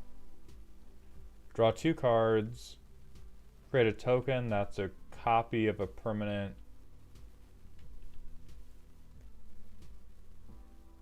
Maybe put an artifact card from here. I mean, I understand how this is cranked. I do not understand. I'm missing what is like, how does this fully end the game for us? Because I was thinking that we drop, it counts as casting a 5-color as well. Right, so we get a ton of mana. But are you saying end the game in the sense of I have diarrhea until you probably drown? Or are you saying there is a distinct way that we get to say I win the game at the end of this turn? Because I was just going to I was going to let Maelstrom Wanderer's nuts hang. And just overwhelm with options. Okay, I believe that, yeah. So let's try again. We have every color but blue. So I'm going to mulligan this hand because we can't get blue. So that's our freebie. We basically have to mulligan this one as well. So we're on 6 cards now.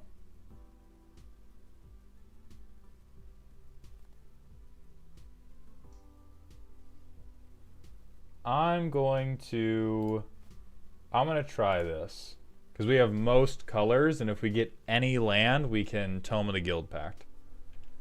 So turn 1, bah. I fucked up a little bit. Okay.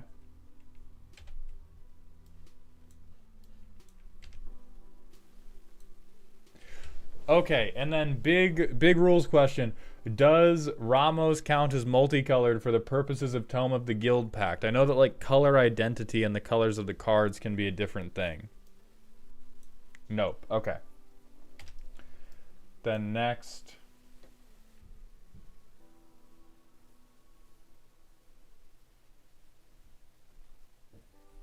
Return target multicolored permanent, so that doesn't matter. This is mostly a counter spell. And this is just put 5 counters on my commander. We don't even want to play this. We don't even want to play this because it's just going to make everybody fucking crash out.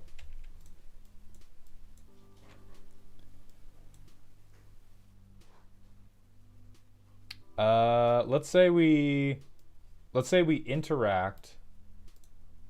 We get 3 counters, we draw a card. We emote, we draw a card, we get 2 counters. Then let's take it. No, we don't want to take it off because we can't really cascade yet. Oh, we can. So we're going to take it off at double Wooburg. We're going to bestow Chromanticore. And then we're going to cascade for 7. We get Obscura Confluence. We probably just triple connive.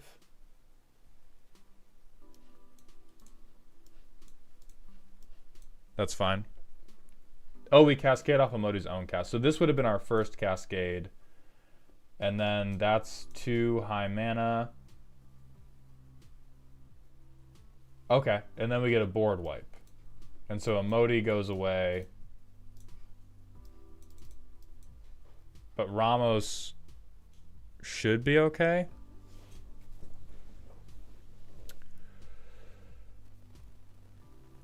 Yeah, I think my main gripe is that the premise of I'm going to storm off with the charms seems very hot, but it seems like pretty unlikely that we're going to get there. I think we probably invest a little bit more in our setup. And maybe we don't play every 3-color spell in the game. It is very charitable of you. Like, I'm going to build my deck around playing Abzan Charm and making it good is the type of energy of somebody who in a different life would be running into burning buildings to save orphans. But instead, you're just trying to make terrible cards playable in Commander. So I think this was recommended for an earlier deck, but I think something you would like is Search for Azcanta, just because surveilling is going to be really good for you, and eventually you can use it to seek out your charms when you have a lot of money.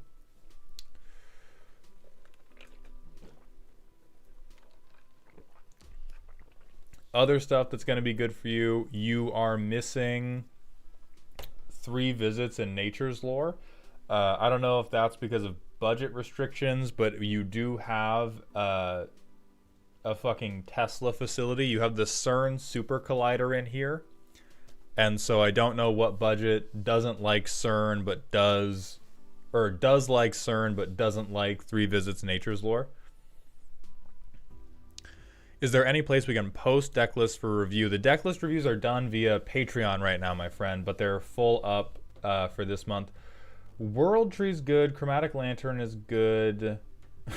Wooberg!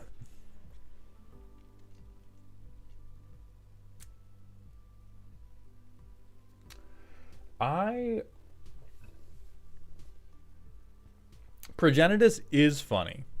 Progenitus is funny, but I do think it's a little lacking in what this deck wants to do.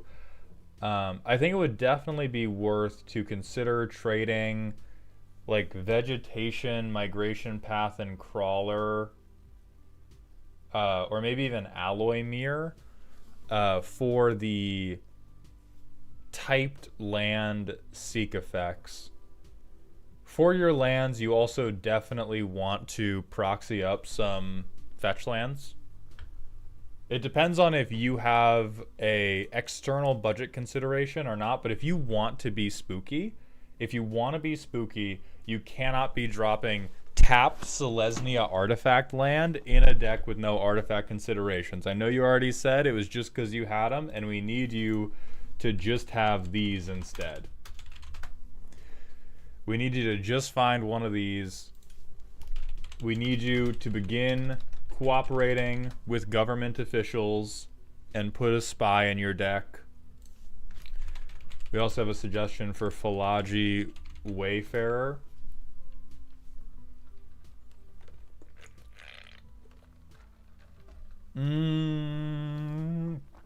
Yeah, probably. Yeah, I think this could be useful. You don't have a ton of creatures, but I think it being all colors alone for 2 and a green is very good for you.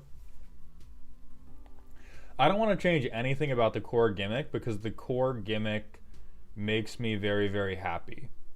I do think you can make a couple swaps, like Fusion Elemental could be swapped for Philagi Wayfarer, and it would net you more mana and it would give you Convoke on stuff.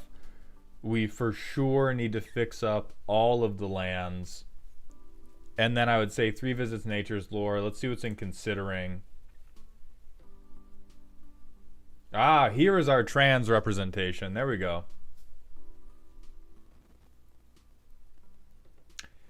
I think Crackling Doom is a little bit of jokester behavior unless you are specifically playing against a Voltron deck over and over and over. I wouldn't put Naya Charm in. I wouldn't do Incandescent Aria. I love this card. I would recommend Riveteer's Confluence. Every time I have played a game of my Henzi deck and I draw Riveteer's Confluence, it comes in clutch as hell. So I would recommend doing this, but I would recommend doing it after you put all of the fetch lands in, because then putting land cards from the graveyard onto the battlefield tapped is infinitely better.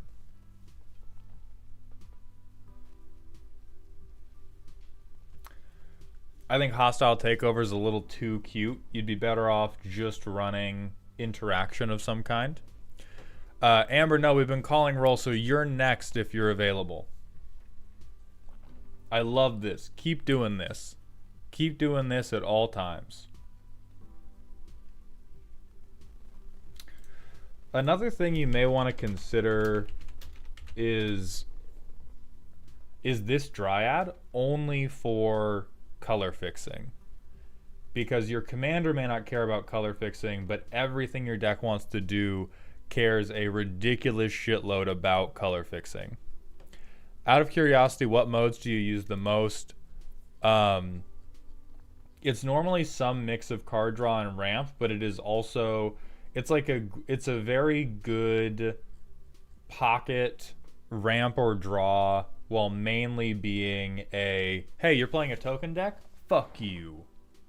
A lot of decks that like to go wide don't go too far above 3 power, 3 toughness. Oh, yeah. Oh, wait. This is it. Hold on. Sorfalo's got us. Leyline of the Guild Pact. Yeah. Fuck color fixing. I have green, and that's all I need. God is on my side, and you get a pre-game action. So you put this in immediately.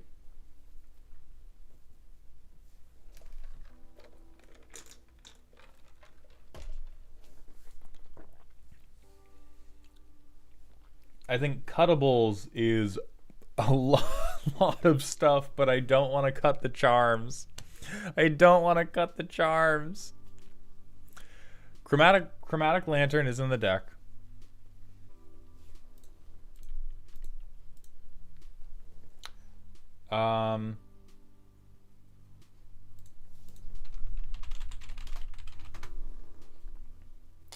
I would consider this even in place of something like Alloy Mirror. Like, getting 1 mana of any color is a little bit underwhelming for a deck like this, in the face of just going, okay, all of these lands are now whatever I want them to be. I think that hand isn't keepable because everything's like 5 mana. Pretty much same here.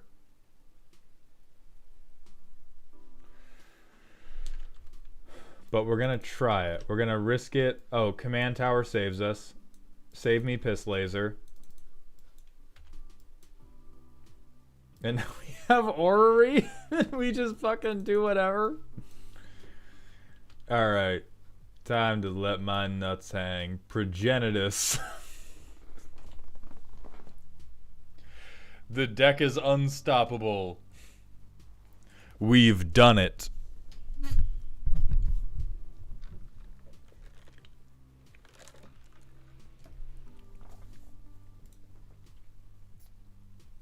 So I would try to make maybe some hard choices about 1 or 2 of your like big 7 mana things.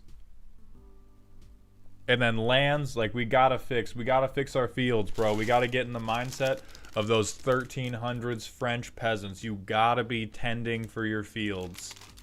Or sorry, tending to your fields.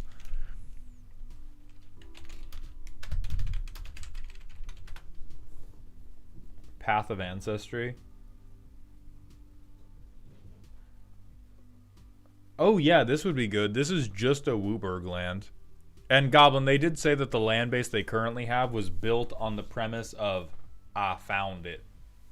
So yeah, get Path of Ancestry, get the good Triomes, get the fetch lands, get the shock lands, and then put in like 3 visits Nature's Lore so you can fetch the good lands. And I think once your land base is fixed, your mulligans get a lot easier, and then you can make better decisions about what the rest of the deck looks like, because right now your game plan is entirely controlled by how badly did I have to mulligan to be able to play Ramos. After that, I think we're lacking enough card draw engines. We have a couple decent ones. Tome of the Guild Pact is at least playable for you. This one really comes through if you have a lot of money. This one can come through. But again, a lot of them require multiple pips or a ton of mana. And so the mulligans have to be in our favor. So we need to try to fix whatever's happening with the mulligans. That's going to be it for you, Petrus. Thank you very much for submitting a deck this month. I hope you enjoyed. Amber, we're going to move on to you. Well, I'm going to eat my breakfast muffin first that my girlfriend was so kind as to fetch me.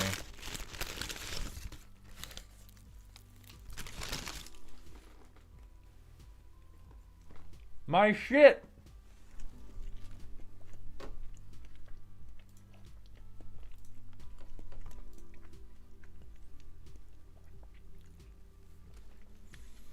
Your deck is too shitty, Amber. It broke Twitch. It broke Twitch to have to look at whatever you came up with.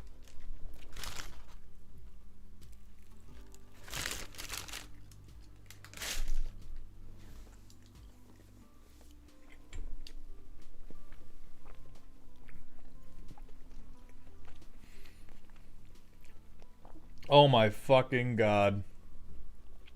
Squidward fucking tentacles. Is this the SpongeBob secret lair? Oh wait, would that... Hold on. Am I manifesting? This could be... Guys, please imagine for a moment if they made Marvo Deep Operative part of the SpongeBob secret lair and he was Squidward tentacles but with a knife. Alright. So we've seen a Marvo deck before. We've seen a Marvo deck before, and we know what it does. You clash, you get to free cast mana value 8 or less stuff if you win. And so really, and since they're Dimir, we know they're going to be counterspelling shitheads. And the only way we can glean their personality is to see what do they want to cheat in, which appears to be the come on and slam. So this deck is not 99 cards. It is 20 cards. It is whatever 20 cards. Amber, more slamming. Never fucking...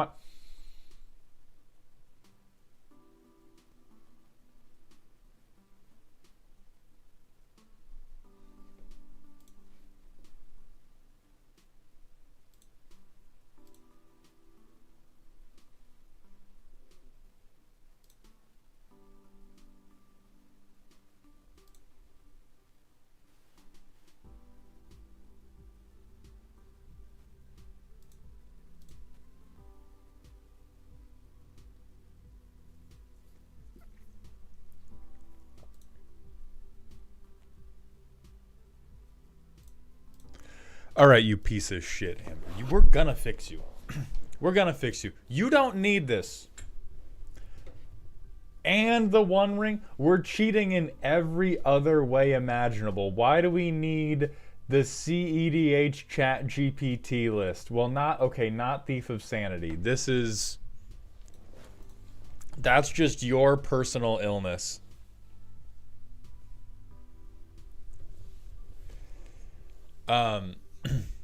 Oh, Petrus, yeah, let's give you a personality rating. I think...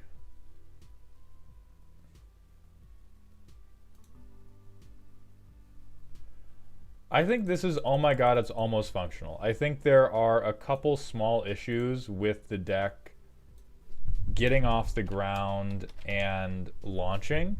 But I think you're almost there. I like the gimmick. I think your gimmick has Riz. Your gimmick has motion. You just lack the initial snowballing phase. Looks like my on the spot. Oh yeah, I just deleted where the old ones were. Okay. Extra fucking turns? Amber, I hope you know we are never playing Commander together. I hope you know if I see you on the streets in 20 years, I'm giving you a handshake and I am running in the opposite direction. Okay, Villas. Sure, card draw, that's fair and balanced. At the beginning of end step, mill 2, exile random card, get it for free. Sure, that's fair. I love stealing, I love taking things, that's fine. Additional beginning fit. What's happening in your fucking upkeep?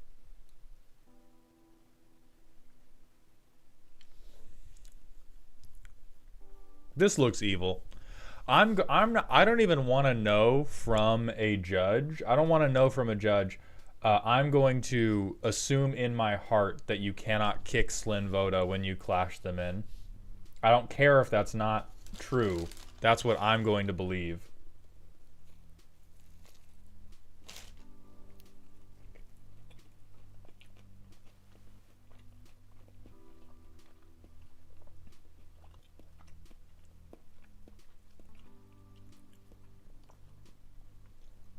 Oh, hey, look. Just what I needed with my free spells. More free spells.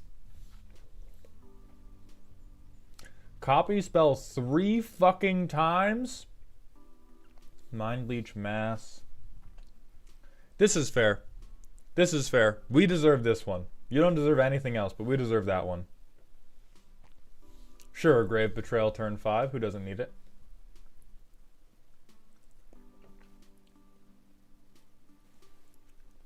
Amber, this is why people don't like us. You can kick with Clash? No, you can't, Moose. No, you can't. Not in this stream. Perhaps in the rules of Magic the Gathering you can. Not in this fucking stream you can't. And then just a million counterspells. Just a million fucking counterspells because we hate everybody. Let's go to the goddamn playtest. I don't know if you remember, but this is the deck I flipped Eldrazi Conscription onto a winged boots at my girlfriend. Jesus God. Okay.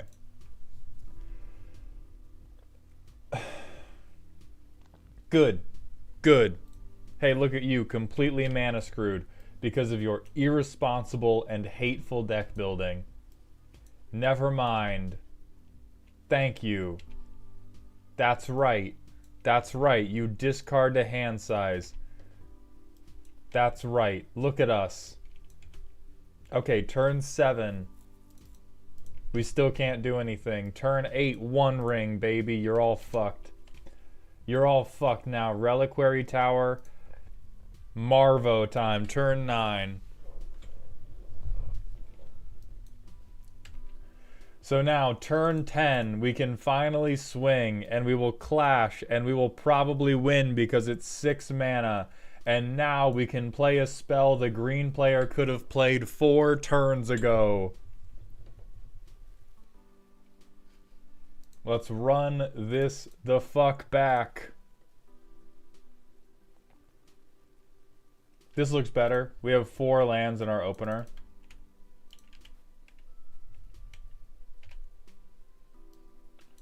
Command Tower. So now we can get our commander out. Oh, this has to be... Okay. So we can get our commander out turn 4. And we have a counter spell to prevent them from getting blown the hell out. So now we probably dump a mana rock, attack... We definitely win that fucking clash. And then I think we dump Mind Leech Mass. Hold up counterspell. We win. We just win. We just win the game. Sure. Hey, fuck you. Sure. Hey. Hey. Hey. Fuck you. Alright? Alright, what do you want me to say? Heuristic Study? Hey, good card. Hey, I would also like an easy button in my deck and or life. All right, so 2 things. This is why I haven't thumbnailed shorts in ages, I guess. Listen, I just quit my job. We're going to be less busy now. Hey, so Mauled, why are you blinking expletives in Morse code? So I think there's 2 distinct problems with the deck. A full 1/5 of it is something that we want to cheat in. And so in the first playtest, our hand was crazy clogged with stuff that we were trying to cheat in. And it got to the point where by the time we could cheat those things in, if we had just hit our goddamn land drops, we could have played them anyway. And so we ended up actually like behind the curve. On that second playtest, it was better because we hit our lands. And so in that vein, I think that this deck probably needs some more either setup card draw or better setup ramp. I don't know what the fuck retraced image is for, but you gotta fuck off with it right now. Immediately, you gotta fuck off with this. I don't know what you're doing. I'm sure it's self-defense. But I think not all of these things are created equal. Sphinx of the Second Sun is super not created equal with the other stuff. Shard of the Nightbringer is okay, but you are gaining life. Oh, I guess it's an 8/8. I thought it was just a sorcery. Oh, double basic. Okay. That's a little cute. And I think a lot of this deck fails the frantic search test. I think if you really asked yourself how many things in a given playtest would I rather have be frantic search, you come up with just a whole lot of stuff. And I would go through, test that a little bit more. You're being a fucking jokester. You're being a little gremlin and you know it. And we're going to spray you with the water bottle now. Put Helm of the Host away. You are fine with 1 Marvo. You have miracle extra turn spells. You don't need multiple Marvos.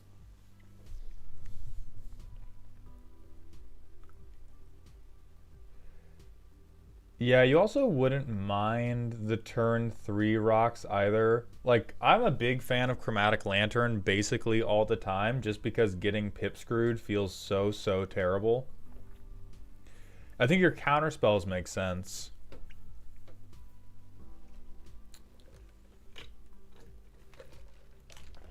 Oh, but the second problem. So not only is there that issue of you have so many things to cheat in that you can kind of give yourself a little bit of constipation. The second problem is every time we went to Clash, we were just putting it on God. And you got lucky both times, but we only did it twice. And that's a very low sample size. And even though you have 20 things that are absolute fatties, betting the Clash on a 1/5 of my deck is pretty big is actually not great odds. The odds are that you're going to hit something with a much lower mana cost than your fatty stuff.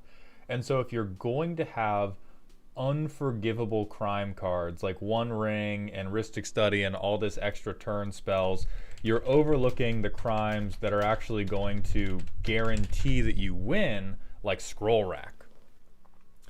This is going to confirm. So you mull for Senses, that's a good start. There are other things that let you control what's on top of your deck. It turns out there is more than one card in the game of Magic the Gathering that lets you control what's on top of your deck. You're not even brainstorming, dog. The fuck is Scroll Rack? That shit's awesome. What have I done? I'm sorry, gang. I assumed that if they knew about this heinous dog shit, they knew about all the heinous dog shit. I'm so sorry. I didn't know. They already know how to top Satarism. They're already aware of that. So like Scroll Rack would be good. Brainstorm would be good. Brain Surge would also be good. Anything to anything to guarantee I know what's on top when I clash. Because a 5-mana Dimir commander, like imagine if it just dies. If you just don't.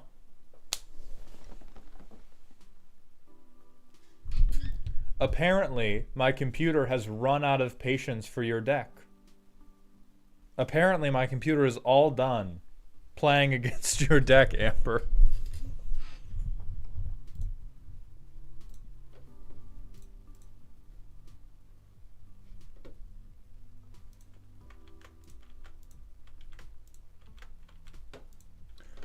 But that is really what I would recommend is subject your deck to the frantic search test to make sure that you're actually going to be able to play your commander on curve. Probably cutting a few of your worst. Oh, out of memory. What the fuck?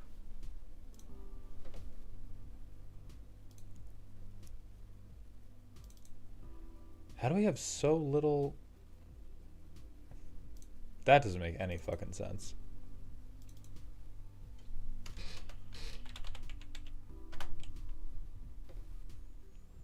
Give me 1 second, gang.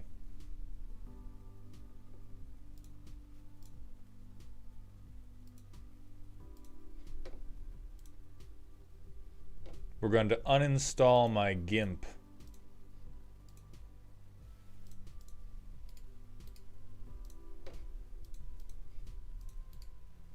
Did League get installed on the wrong? Oh, I do still have Deadlock open. That's probably an issue.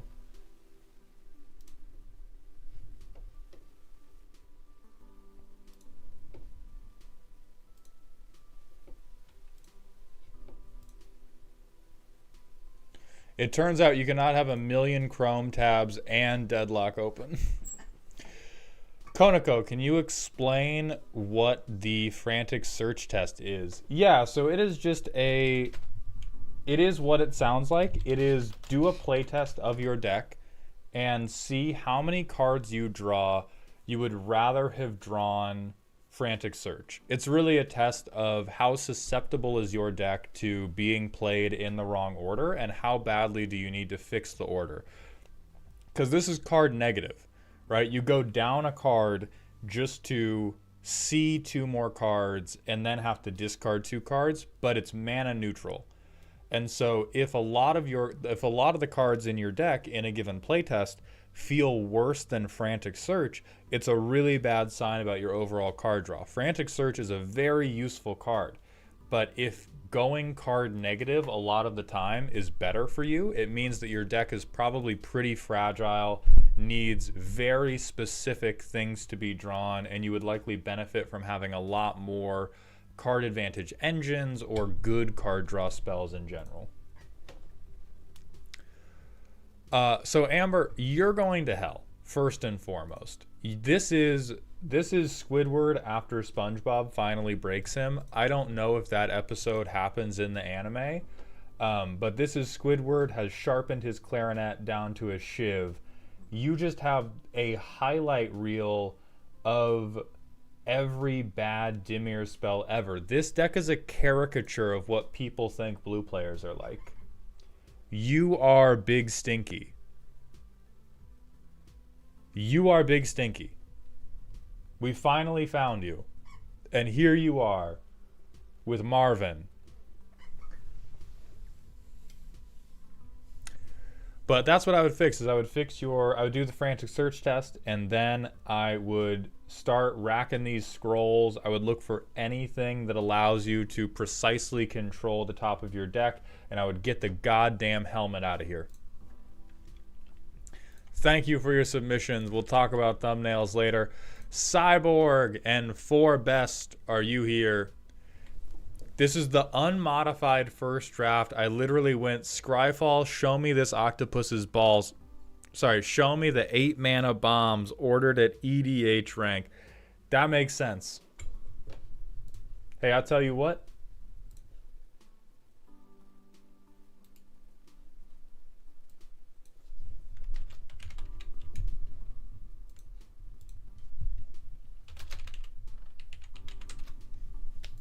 There we go. There we fucking go. And then we're looking for Cyborg, 4Best, and Mavanger are the people we've got remaining for today.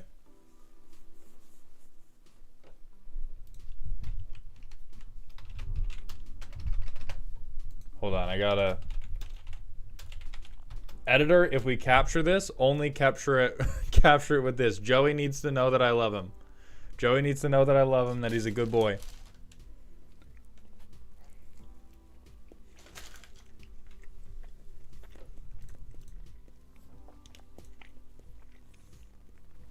Have a good one, Amber.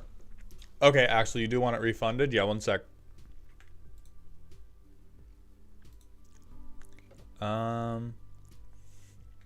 I will need a minute on that. It's a separate window, but I will find it, Axel. 4Best, you're good. I was late to my own stream because I forgot I moved it. I woke up at 10:30.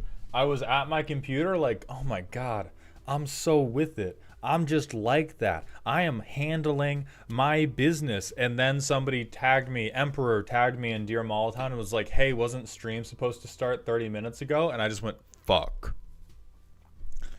All right, so 4Best game, we're going to do you now. And then Cyborg or Mavanger, check in when you can, and we will get you going. And then Exalted Requiem, if you're around, we couldn't do you Thursday. So if you're here, we can do you today. Cyborg, you are here. All right. So we're still going to move ahead with 4Best, and then we're going to do you, Cyborg. This is a spooky deck. Primers in Moxfield. Abysmal BR, thank you for the Twitch follow. Welcome to the doghouse, my friend. Let's see. Oh, and Soap Maker, thank you as well. Mono Blue. You'll feel blue. Da-ba-dee. Da-ba-dee. When you see my meaty grip. Okay, so it's good, Talrand. Yeah. These are a bunch of words. Too bad I'm not fucking reading them. Abysmal BR, thank you for the Prime sub. I appreciate those Bezos bucks. And the Boofister, thank you for the Twitch follow. Welcome to the doghouse. So when we draw cards, we make dragon. When we draw many cards, dragons evolve into blue Charizard. Bounce lands are peak, go to hell. Nykthos, I'm gonna get you. Ideal game state, 40 cards in hand. Okay, that's a little bit crafty for the suspend. Curiosity Crafter, yeah, tokens make sense. Mirror Range, I love the Fallout set, you guys. I know that some people, oh, there's a full primer. I do not see any Sonic the Hedgehog fan fiction in this. Oh, well, thank you, BR. I appreciate anybody that comes to watch on Twitch and uses those Bezos bucks for me. Blue Eyes White 2/2 Drake, the deck. Oh, it's the Rainbow Deck series. Okay. Goals are 1, fun. Art, representative of the color identity. When I release these decks upon each other, they should play well. So you're making precons almost. And then we want it to be playable in general. Kindred. Partner. Okay, so no partners. We don't want to focus exclusively on Kindred. We do probably want to use Devotion, but not in the command zone. And avoid the cycles because they're too good. Alright, so 4Best game is slowly but surely unpower creeping Magic.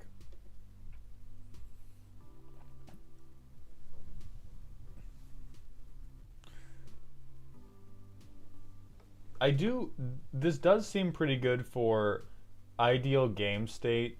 40 cards in hand. I will need, oh, more cards, more happy. 31, go off. I was going to say I question if you can draw enough cards. I no longer do.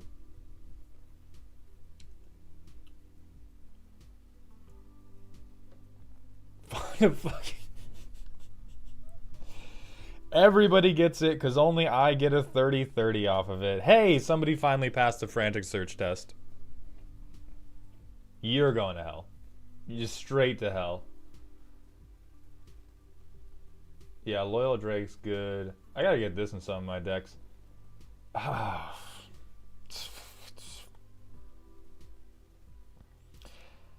know it's part of our identity, but there's like some parts of your identity that you should be ashamed of, is all I'm gonna say. I'm not gonna say it's off theme. I'm not gonna say it's off the color identity. I'm just gonna say, as a white man, I'm very aware that there are some parts of your identity that are bad, and you should feel deep, deep shame and guilt about. And this is your part.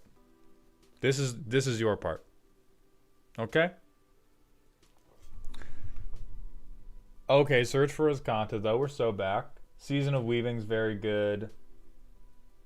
I'm alright with Secrets. Each temple fucking bell. God, Wizard Class and Rhystic Study are going to make Arya's head explode. Like, we're gonna need a lot more Twitch subs if we're gonna pay for his heart medication when he looks at Rhystic Study, Temple Bell, and Wizard Class in the same fucking thing. Monocolor makes this funny. It makes it good. Strap them the fuck in. Look what they need for a fraction of our power. White, probably. I believe that. Fly, you flubs. I don't know. I've never seen Lord of the Rings, but Flubs the Fool is Flubs the Cool.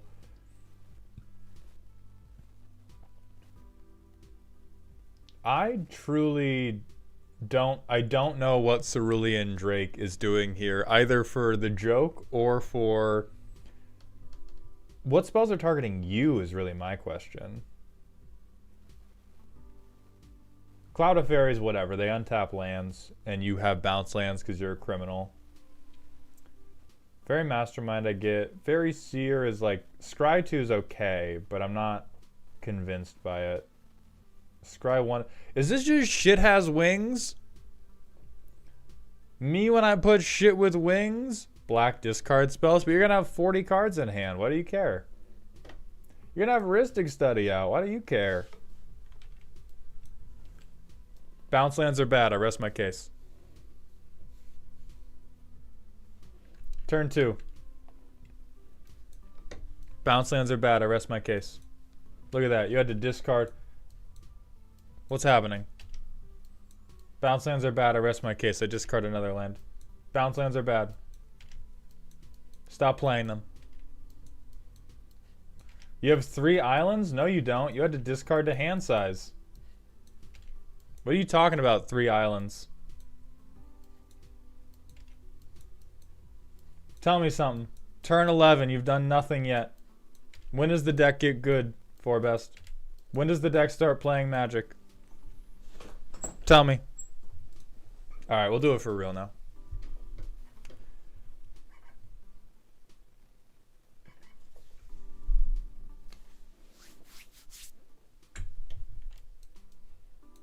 Oh no. I'm kidding. I'm fucking with you. I'm fucking with you. So we would have done this, and then turn 3. We would have gotten to untap, and we can do this. Okay.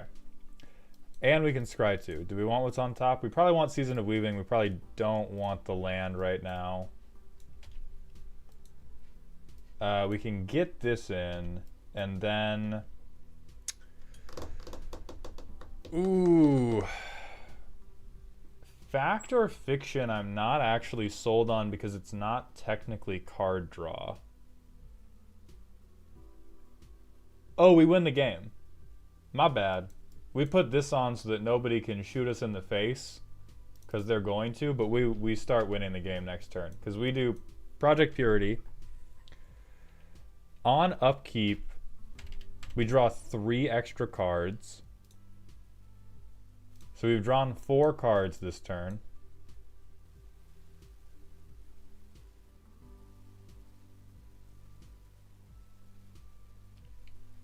Holy shit, yeah. Whenever we drop, like we wait probably 2 turns to get a couple more Drakes, and then Season of Weaving, we just get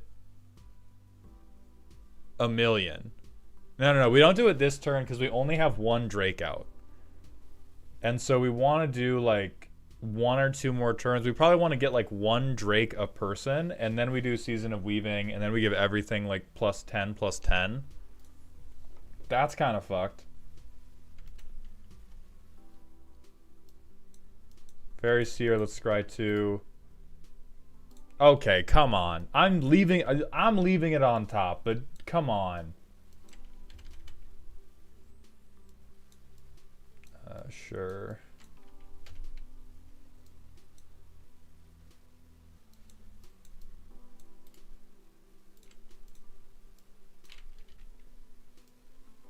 Okay, Reliquary Tower. Now we can get this out, and now... Yeah, now we factor Fiction, so top 5. Nobody wants to give us Nezahal. I probably do this, honestly, because I'm a hater. And I would take Nezahal. These other cards are all crazy good. Did we Flusterstorm to draw 3? Yep, I thought that was Brainstorm. It's too late now. That was a Brainstorm, because it should have been in the deck to begin with.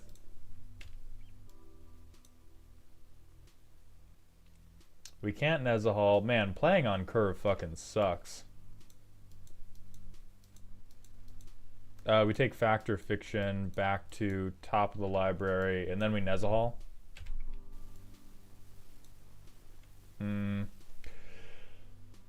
So it's 8 turns, and we've not really been able to make anything happen. Now we have Brainstorm, but we really don't want to spend it. Because if we spend it, we won't have anything to do for our actual commander. Get Commander's Plate, get that out. Get Alondra out. So equip for 3. Brainstorm. Make a Drake on turn 5.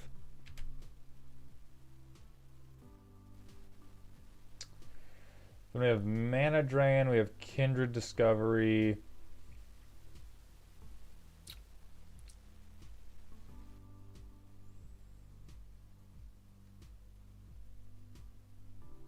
I'm gonna Kindred Discovery because I'm a greedy little bitch. Then we attack with a Drake. Look at that, we make another Drake. Then definitely Talrand, we shoot anything. Make a Drake, draw a card, make a Drake. Okay. I'm getting the picture. And then we like flood the field and eventually we kill everybody. The closest thing I would say this deck has to a problem is that it looks like it is planning for things to go really well. And if things aren't going really well, you get fucked pretty quickly. And despite the 31 cards in this section, it really did not feel good enough. Because like Curiosity Crafter doesn't matter till we've already done it. This is really expensive. A lot of the like 1 and 2 mana ones we had to spend early on just to fix our draws to get our commander out in time. I think you would benefit from more repeatable ways to guarantee that second card draw each turn. And I think the premier version of what I'm thinking of are cards like this, where it is a highly reliable way to every turn make a Drake. Because one thing I noticed is you're playing blue and you were not incredibly concerned with having blockers for all the people that were going to take teeth out of your mouth and put them on a little white boy necklace. And that is going to happen to you if your deck is counterspell focused and I'm the blue card draw player focused. And so we had a lot of ways that are very expensive. Like we had 2 options. We can pay $1 to get 1 card in turns 1 to 3 to make sure we can play our commander. or we can spend $1 million to get 1 million cards. And what we really need is we want to spend like $5 to just draw a second card every turn, even if it's not making our hand size 1 million. Whether or not you think that is in line with the color identity of blue, I will direct you to frantic search about it. Go search frantically in your heart about this eventuality, because it is very much in blue's personality to draw and discard, or to just like replace a card rather than always have more and more and more and more and more. I considered looting a red mechanic. I think that's the problem with the color wheel, is like, it doesn't actually, you can try to say that it looks like this in terms of energies, but there's very few things that are only one color's mechanic and not the others. Chat is correct that red is really, really big on rummaging, which is discard to then draw. They're also big on looting. But plenty of blue card draw is like, draw a bunch of stuff, put some stuff back. It depends on where you're putting the stuff back, but there's plenty of things that are blue and are card neutral. And Matsatlanti is just card neutral card draw. Because we also have like,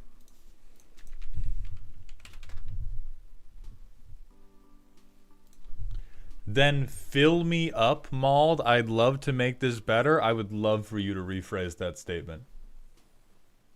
My lawyers, my legal representation would love for you to rephrase that statement.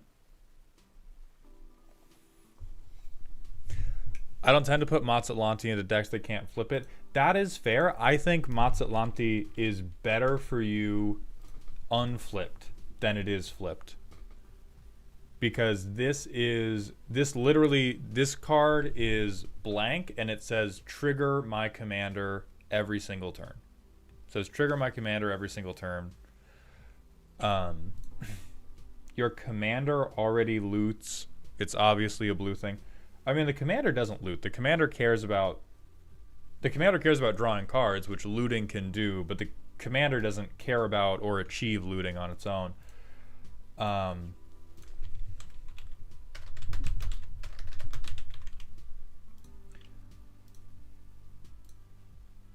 And so, oh, hey, yeah, you know what?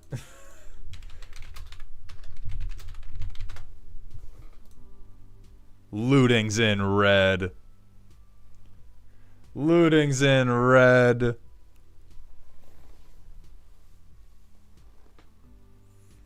Just hear me out. Just hear me out. Like, you obviously still want to have, a lot of stuff that is going to be card positive, because you want to have a lot of cards in hand for the 5th card draw thing.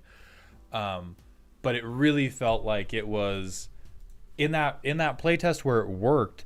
The first turn we made a Drake, we were also ready to pop off, and I think you want to be like, turn 3 or 4, my commander's down. Turn 5, 6, 7. I'm making Drakes, or I'm making Drakes on other people's turns as well. Because if you have multiple looters out, then it's just on my turn, draw something. On someone else's turn, try to do something. Merfolk Looter 2.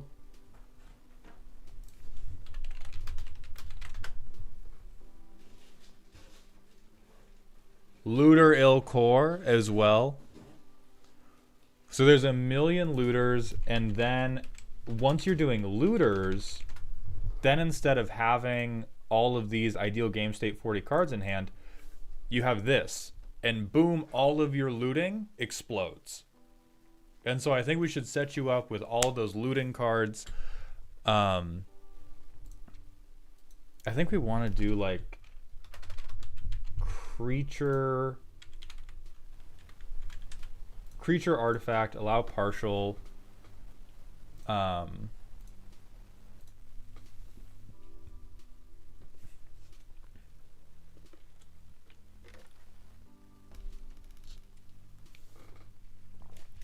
You could do acquisition octopus.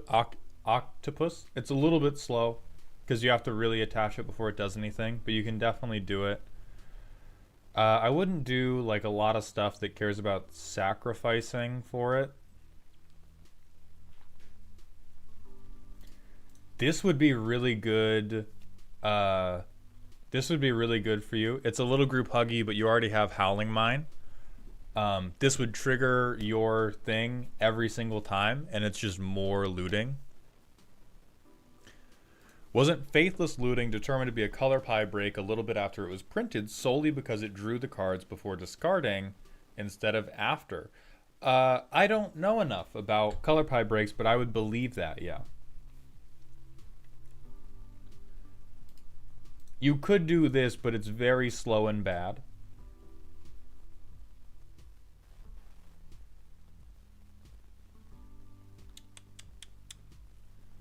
I don't think we want to be drawing a card on death. I don't know about Scroll Rack. We could.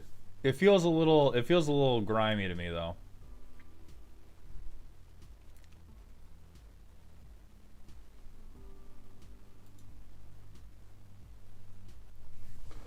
Ooh, Bandits Hall? You are a fucking maniac. What do you mean, ooh, Bandits Hall? Stop that. Stop that right now. If you want to have the deck be really weak, this is still an option. It's not strong at all, but it's something you can play and leave on the table later. Okay, Captain of Umabar, same thing. Another option for cheap looting. Cephalid Looter. Yeah, look at all these fucking... This is blue as hell. Oh, Broker. This is fucking perfect. Because this is what you play to trigger it on other people's terms. Do you have cut recommendations to fit these looters? Hell yes, I do. I would say Folio of Fancies. I would say Mordenkainen. I would say Nerd Rage. I would say Robo Brain Warmind. I would maybe Wizard Class even. I would also say Factor Fiction. Factor Fiction is a very, very good card, but is like worse in this deck. I would also say Commence the Endgame. I think you have too many things. Basically, like the places I want to cut from is you have a lot of things that are so good once the card draw engine is online, and I want to cut the less good ones for things that will get the card draw engine online. That is my general thing. I would cut this if you ever want to have a fulfilling personal relationship. I would cut this if you want to have motion.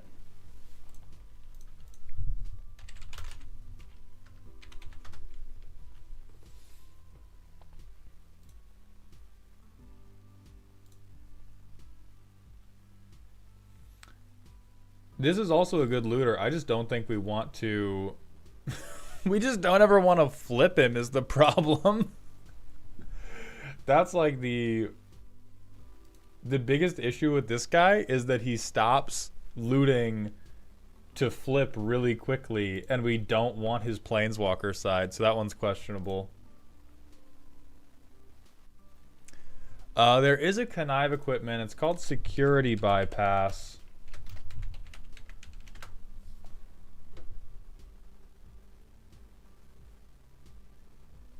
But at that point, we could also just do like Goggles of Night or something, because that's just draw.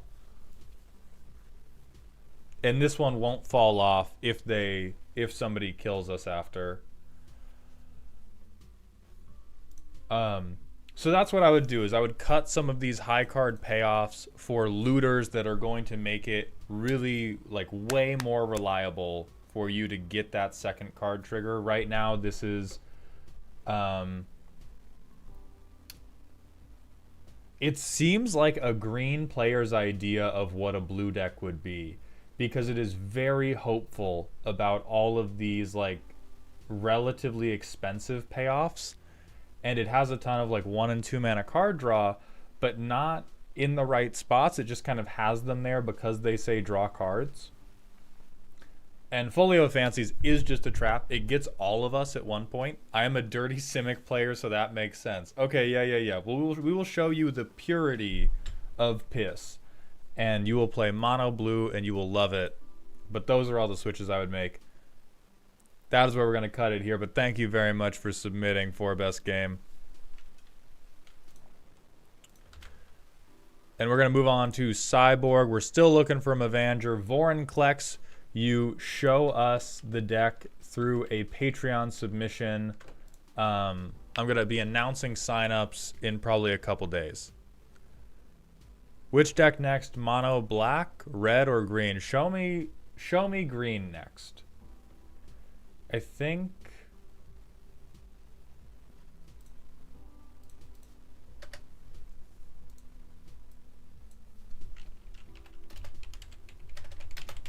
"100%. For best game, thank you for the Prime sub. Welcome to the dog home, my friend. I appreciate those Bezos bucks. But this is definitely because you only have a couple good engines, if you draw the good engines, hey, the car runs everybody the fuck over. But if you don't draw the really good engines, you just kind of sit in the driveway making vroom noises and nothing happens. All right, Cyborg. Sometimes you don't want to win. You just want to watch the world burn. Massacre Girl is one of the few cards that inspired me from NKM, so I decided to build a win-conless removal-focused deck based around her. It turns out that even in EDH, if your 1-for-1 removal draws a card, it's not that bad. So talk to me. Talk to me about what you want out of life. The point of the Batman movies was not Joker's cool. Again, he had some riz. I will not deny him that, but that was because he's Heath Ledger. We can't... First of all, what did they do to you? Because maybe I will forgive you based on what they did to you. If they have done something evil enough to you, I will forgive you for locking them in the rubber room and poking them in the nose over and over and over again. Can I get that? Oh, yeah. Oh, right. You're the goddamn mind control player. So did they finally stop letting your silly decks work and now you're evil? You're invited to a slumber party with Massacre Girl. You cannot make this cute enough. And don't name it after a fucking bounce land. You've lost me. You've lost me. You cannot make this kawaii enough for me to forgive you. Fuck your primer. Fuck your pajamas. I do get it. I do get it. Cutie patootie. So we have Wither, we have -1/-1 counters, we have Sacrifice, and we have the worst bird in the history of Magic the Gathering to make all of this work instantly. 5 pieces of card draw. Fuck it, we're drawing from the command zone. Enchantment removal. You should have just named this Color Pie Breaks. Gary, you do have a win con. You lied to me. Okay, gifts. Massacre. Holy shit. This is so evil. Murder. This is just poisoned beverages. Okay, we have infect at least. I can't believe I said that. I can't believe at least we can give everybody sepsis and let them out of the game. Protection ramp. I just want to fucking Lotus Field. You hate me. You hate me. You didn't make this to play this deck. You concocted this to make me as nauseous as possible while reading through the deck. What is happening at these slumber parties that you have Dutch Tulip Mania, You have an Assassin's Creed Bazaar. You have a random fucking pocket watch that shows the map of the planet, and everybody's dead. This isn't even like a spooky slumber party. This is a fever dream. Oh, and we have Field of the Dead. Aquafolium, thank you so much for coming by the stream. Twinsies, at least we have one anime art massacre girl. Okay, let's see how the playtest happens. I'm just going to assume you have valid targets.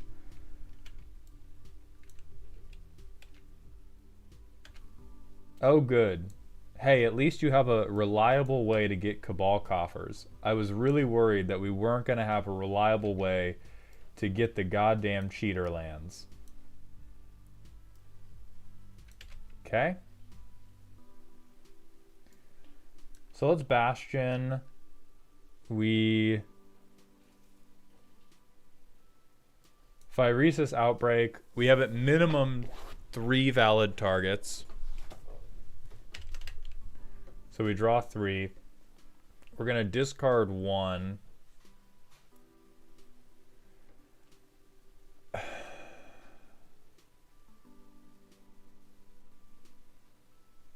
All creatures get -1. So this is up to 5/5.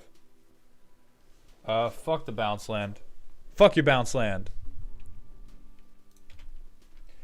I mean, the way I'm goldfishing it is I'm just assuming you can hit stuff. I'm going to assume you can hit at least one thing with every one of your removal spells. So play this, then to mutilate. We're hitting for 3, so I'll say, like, probably 2. Probably 2. Gonna discard fuck Bojuka Bog.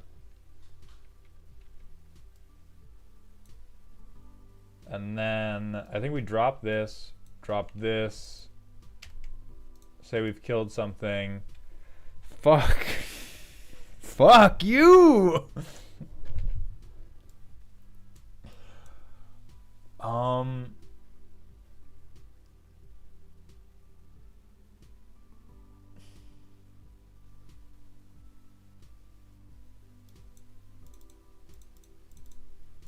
So we're gonna hit 1 again. Okay. So you know what? Cyborg, you're a goddamn liar. You're trying to mind control me like you mind control everybody else, and I am not falling for it. I see through the lies of the Jedi, and you have 2 distinct win conditions here. 1, you have Field of the Dead. 2, you are playing Infect. You're just trying to be fucking sneaky about it. We saw like 4 different ways to put poison counters on motherfuckers, and we saw a ton of different ways to proliferate. I may have added Infect after sending the primer. Okay, so with Infect, I like the deck more. I think it will activate the brainworms where everybody is biased against certain deck types. You know, like me and green, although that one's reasonable. But if you have a way to kill people, having my deck be like, oh, it's all creature control, a lot of people don't like that. But if you're playing the game in a more like hardcore way, this is fine. It's fine as long as you're like, I'm trying to draw to a specific thing that I know will kill you. Like, let's then, if we're going to do that, let's make sure, hey, where's Skittle? I need to figure out, is this how you, nope. Nope. God damn it. Skittles! Fucking god damn it!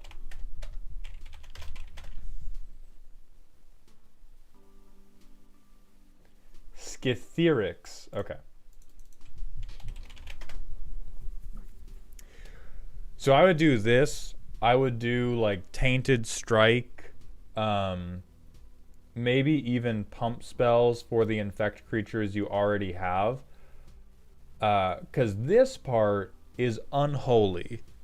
But this part is also card draw for whatever I want my win condition to be. And so even though you're doing it in a way that is going to make everyone else very mad at you because it's stopping them from playing any Magic the Gathering, at minimum, you have like 40 cards that draw cards so that you can win the game.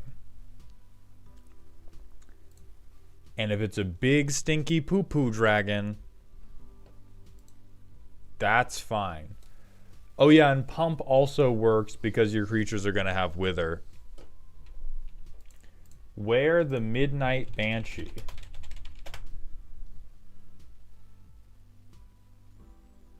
Oh yeah, that is disgusting.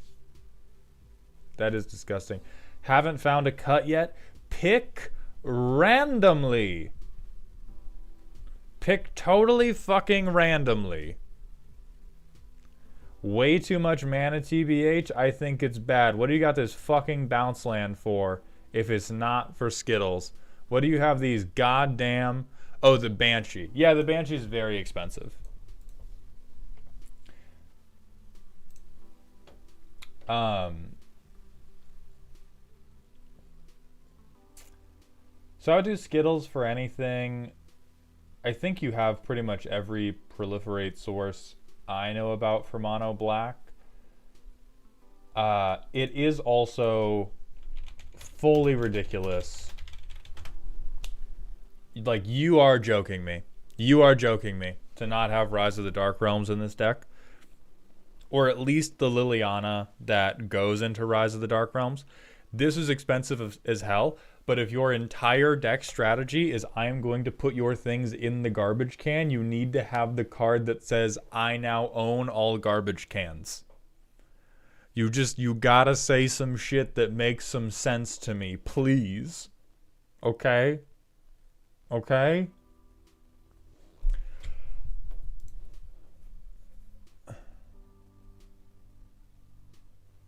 I don't like to have paper lists sharing win cons. That is fair enough.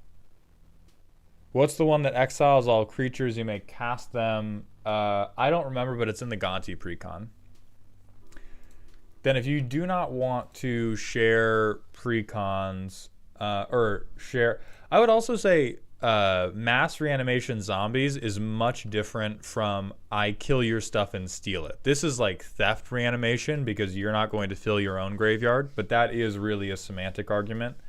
And so if you don't want it, you don't want it. Oh, it's Heartless Conscription is the steal everything. And so if our whole plan is going to be murder, then I would say more infect. Because the thing is, if you don't have a win con, a thing I spend a lot of time thinking about is what is the end point of this that makes everybody go, wow, that was a good game. I think there is a little bit of cathartic release when people are able to finally beat you to death and you stop getting up. Like the end of a horror movie, if they do finally kill the monster. But the endings of horror movies are typically not that happy. It's like, we finally did it. Oh, all our friends are dead. We have PTSD forever. The therapy bills are going to be $10 million. I don't know if that is wholeheartedly a feeling you want to leave your playgroup with. It's a very funny feeling to talk about. This was not made so that other people would be happy. The next question is why play Commander? I think we all talk a very big game about, oh, I play Commander so that I'm happy, so not that you're happy.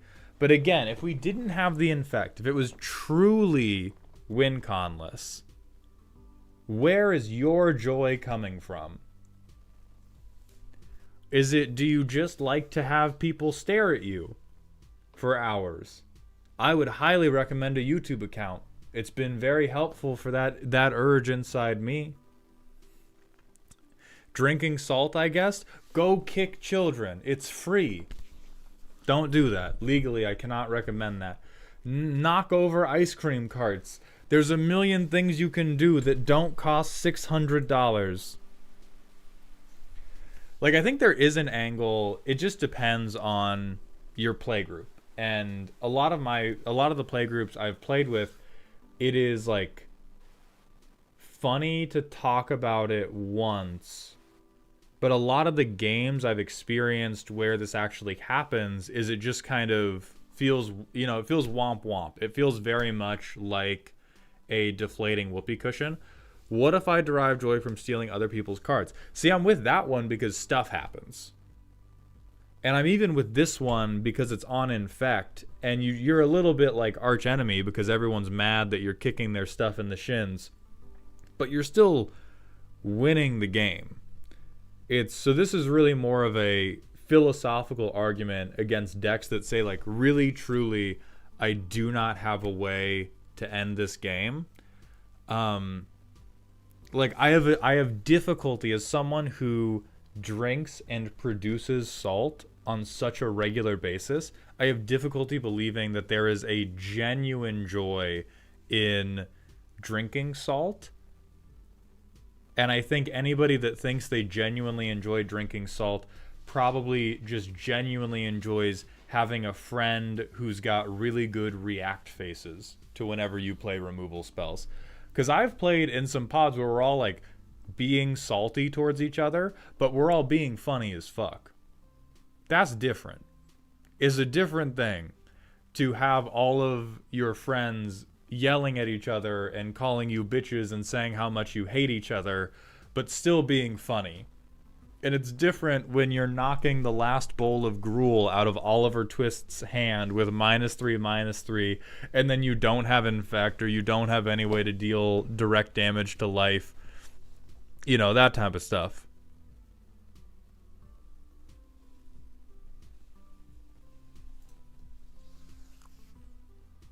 I like playing mono black control in standard, so this was an attempt at porting the same vibe. It definitely plays more fun with infect as a win con. That does make sense. I respect the effort there. I think it's really tough to transport vibes from 60 card because the expectation goes from I'm doing whatever I can to win to we're playing a board game. It's crazy hard to transport vibes like that. Because oops all removal like is pretty inevitable in mono black control and standard. So I see that. I can see you going for that.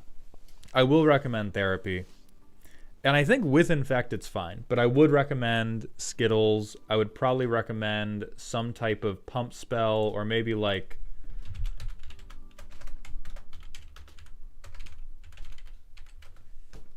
this would be sick either for any of your creatures with Wither, or, if you want it to be a slow deck, 7 mana to equip my infect creature is very much impending doom type beat.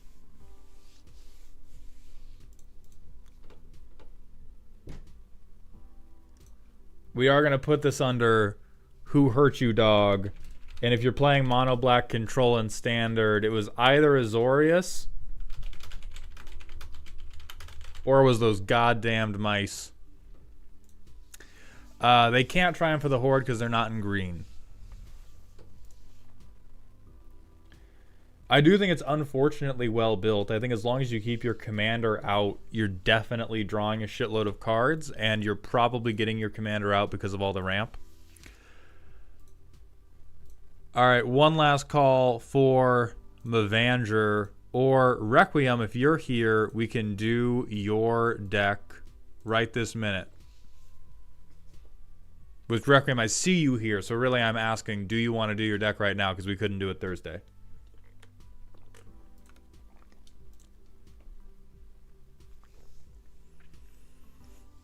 Massacre Girl is secretly very important to it working, but people don't remove her, though. It's a little weird. Cyborg, I think that's because of your mind control, but I also think it's because people underestimate how hard you have committed to the bit of I'm going to remove everything you cast. Like, after you do it 2 times, they're probably like, oh, surely there's other spells in the deck. They're not just going to remove my creatures again. And then by the time that's passed, maybe they've spent their own interaction or something. Or they, like, more likely, they think you have a win con. And so they have maybe one interaction spell, and they want to spend it on the win con. But either way, let's move on to Exalted Requiem's deck. Snakes are not good creatures, but the great snake mistake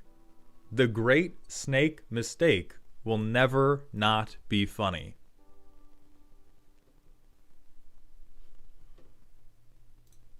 Oh, fuck, it's Zyth. Okay, we had Snake, Kindred, Endless Swarm, Splash Blue for Hive Mind.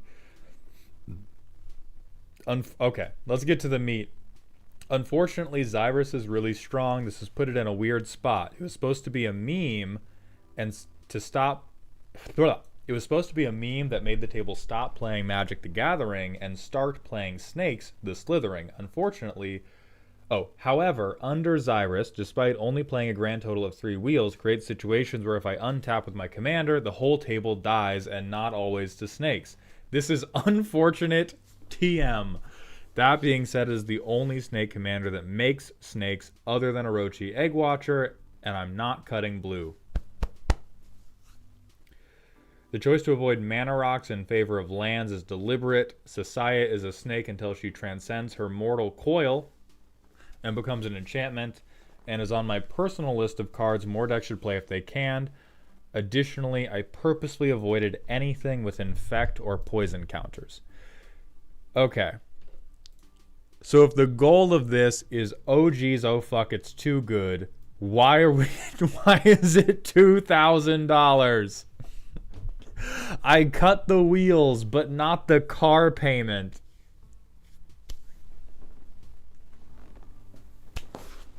It's been real, it's been good, it hasn't been really good. I swear to God, fuck out of here, baby. Baby. Eat. Baby.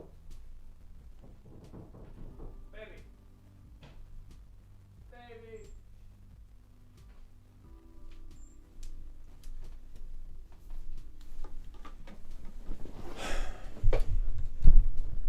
Z got headphones in. They didn't hear any of that. Nope. Nope. Nobody gets my chair. Fuck all of you. I own one. I should use it sometimes. See, this is why Jeweled Lotus and Mana Crypt got banned. We are diverting from the roast to talk about the bans again. That right there, I own one. I should use it sometimes, is why they got banned. Because any talk about these were being played at the appropriate tables, as soon as they reprinted them, a ton of silly, goofy, casual players went, oh, but I pulled a Mana Crypt out of Ixalan. I pulled a Jeweled Lotus out of Commander Masters. I should use it. I should get to use it. And you should. But it does fuck with the deck's power level. If the primer said, I took all the wheels out because they were too good, why have we not taken out the 10 million mana? Angry Dolphins, thank you for the tier 1 Twitch sub for the 10th month in a row. I appreciate that generosity. So again, this is good in the deck. It's good in the deck. If you own one, absolutely. Every once in a while, you should get to let your nuts hang. But if we're talking about how do we make the deck feel reasonable, I have a land that's going to tap for 4+ the turn after I resolve my commander, right? That's very swingy. It's at least as swingy as the wheels are. So when I'm going through, I'm trying to look at, okay, what are the things that are preventing this from being a game of snakes and ladders and turning it back into I'm playing Magic the Gathering, but really, really well. And both of these do it, right? Just because this one's cheap doesn't mean it gets a pass. You're going to flip this the turn after you untap with your commander, and then boom, second Gaia's Cradle. And if you have like 15 green mana on turn 6, who cares? Cringe non-symmetrical card advantage. Everybody draws cards, for sure.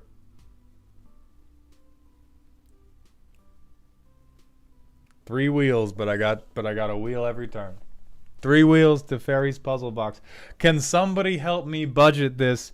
My family is dying. We spent $100 on food. We spent $200 on car payments. I spent $30,000 on Mint limited edition Marvel comics. We spent $50 on my daughter's clothes. How can we fix this? How do we make this better, you guys?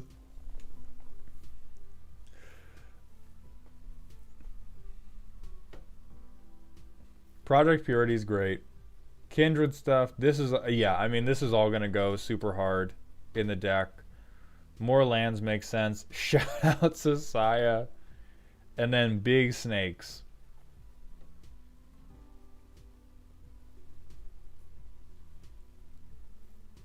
So let's see what Saya does. Reveal your hand if you have 7 or more lands.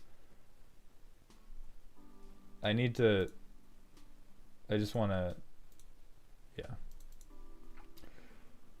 Oh, double your mana. You think more people should play this? Are we arguing? We're arguing that more people should play you need 7 or more lands in hand for this to do anything?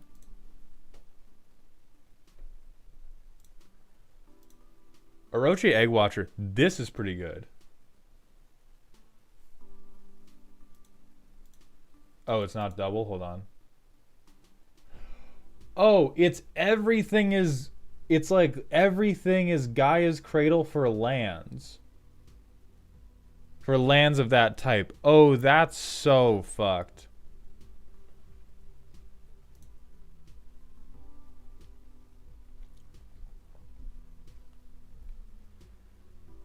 That is... Okay. So first of all...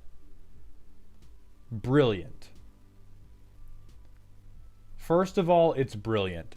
Second of all, I need you to understand that you have brought a car into the shop. You have rolled a 2002 Honda Civic into the shop, and you said, help me, help me. My car keeps exploding, and I don't know why. And we popped the hood, and it's just C4. Front to back. We popped the trunk, fragmentation grenades. We open the back seat, Jack in the Box toys. Like every other card in the deck just fucking explodes. And then you have 32 things that say snake. You have 32 things that say snake. You have 35 lands. And every other card in the deck says blow this bitch wide open. Which is fine if you want it to be good. It's okay to want good decks. It's okay to play good decks. But this does not stop playing Magic in favor of playing snakes. Like, this is a pretty good Xyrus deck that happens to be racist.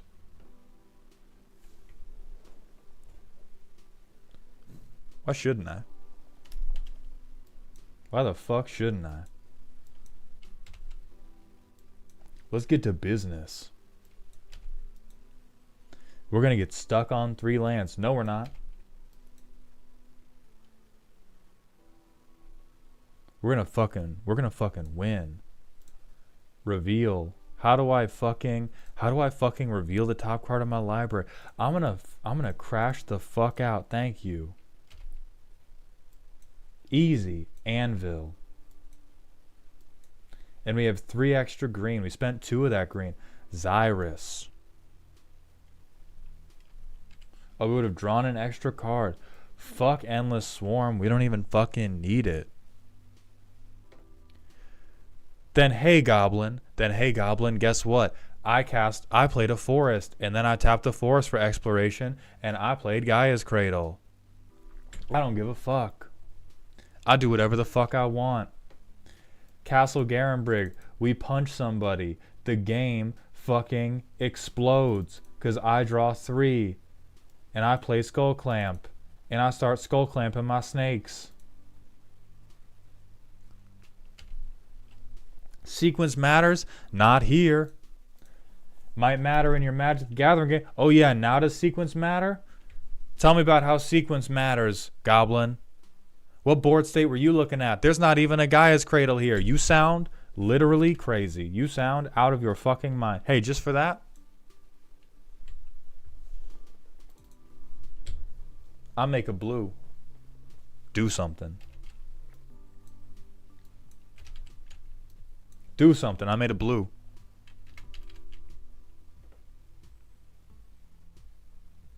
Fuck Edric.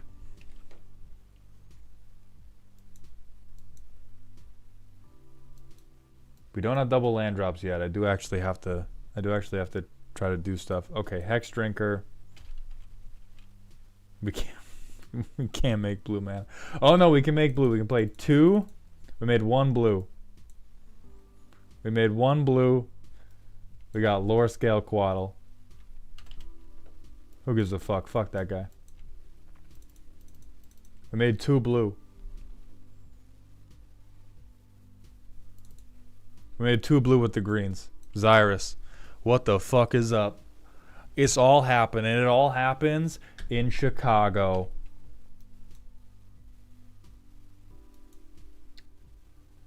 Yeah, I think this playtest is the closest we have come to getting one that is truly like just on the snake behavior. But this is another card where it's like, oh hey, by the way, C4 brick in the driver's C4 brick in the glove compartment of my Honda Civic. And so I think as a deck, this lives up to the Great Snake Mistake.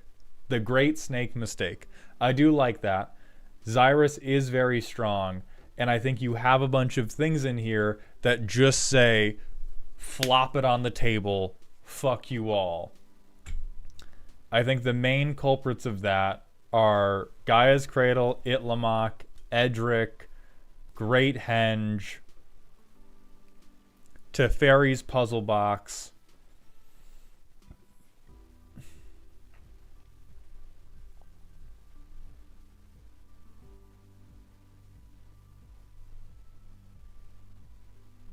Yeah, those 5 are the craziest ones. Those are all like your Rhystic Study.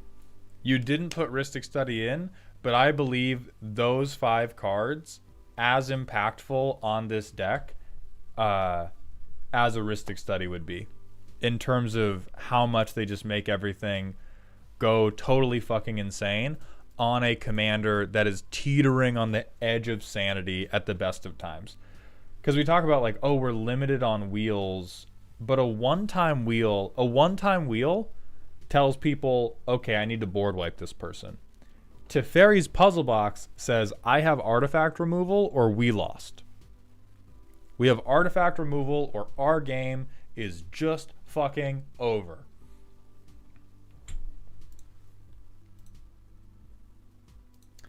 So I don't think you fit any of these. We're going to have to change. We make a lot of tokens, Goblin, but I get Great Henge because we still have 34 creatures that are mostly pretty bad snakes. In the context of Snake Kindred, I understand Great Henge because you're like, wow, most of these cards are really fucking bad. And so Great Henge is going to help make them playable. That A to B I get. I don't think it's Behold My Stuff because Behold My Stuff lacks intention. And this has intention. I think this is like couldn't stop themselves from...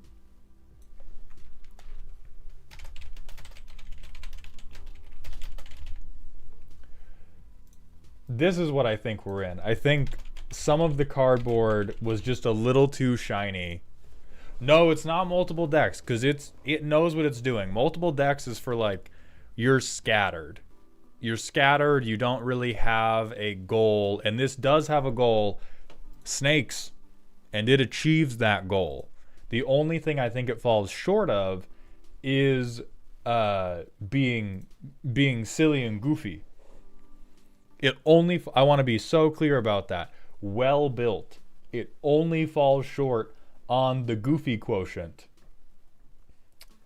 Because like we're avoiding, it really just seems crazy to me because of like, oh, I'm not going to put infect in. I'm not going to put poison counters in.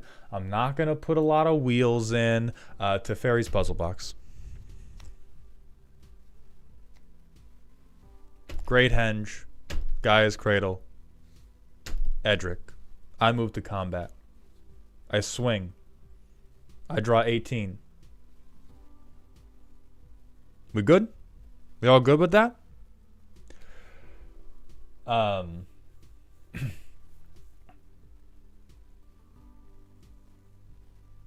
So it's really just about like, do you want it to be a meme, or do you want it to be a well-built deck, or do you want it to be somewhere in between? Because I think right now it's a well-built deck that just happens to be speciest. It is just pro-tube. It is part of the Great Tube Alliance. And then we have fucking Endless Swarm. See, this is funny. This is funny as hell. My eyes glazed over. This is the beginning. But whenever a player casts an instant or sorcery spell, each other player copies it. So everyone is just doing Epic Storm.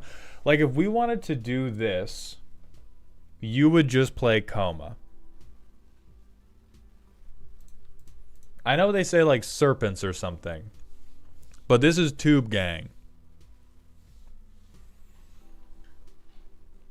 This is Tube Gang, and fairer ways to do Tube Gang do exist. But I like it. I think it's well built. I think you have a meme in here that is a banger, and then I think the rest of it is like 95 miles an hour Xyrus is going to eat your butt.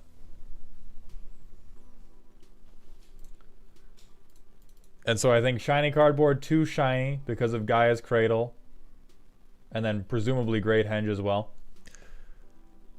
But that's what we're going to call it for you, Requiem. Thank you very much for submitting. I hope you enjoyed it. I do hope you're able to inflict this on more people in the future. And with that, I think we're going to call it for the day. We're going to look for a friend to raid. MTG Nerd Girl is up doing more deck techs. And none of our other friends are live, so perhaps you can get better advice from her than from me. The raid message is going to be praise the snakes. Everyone be nice. I'll see you Monday. Thank you very much for the likes, the follows, and the subscribes. I hope you're having a good weekend. And please remember to stay toxic.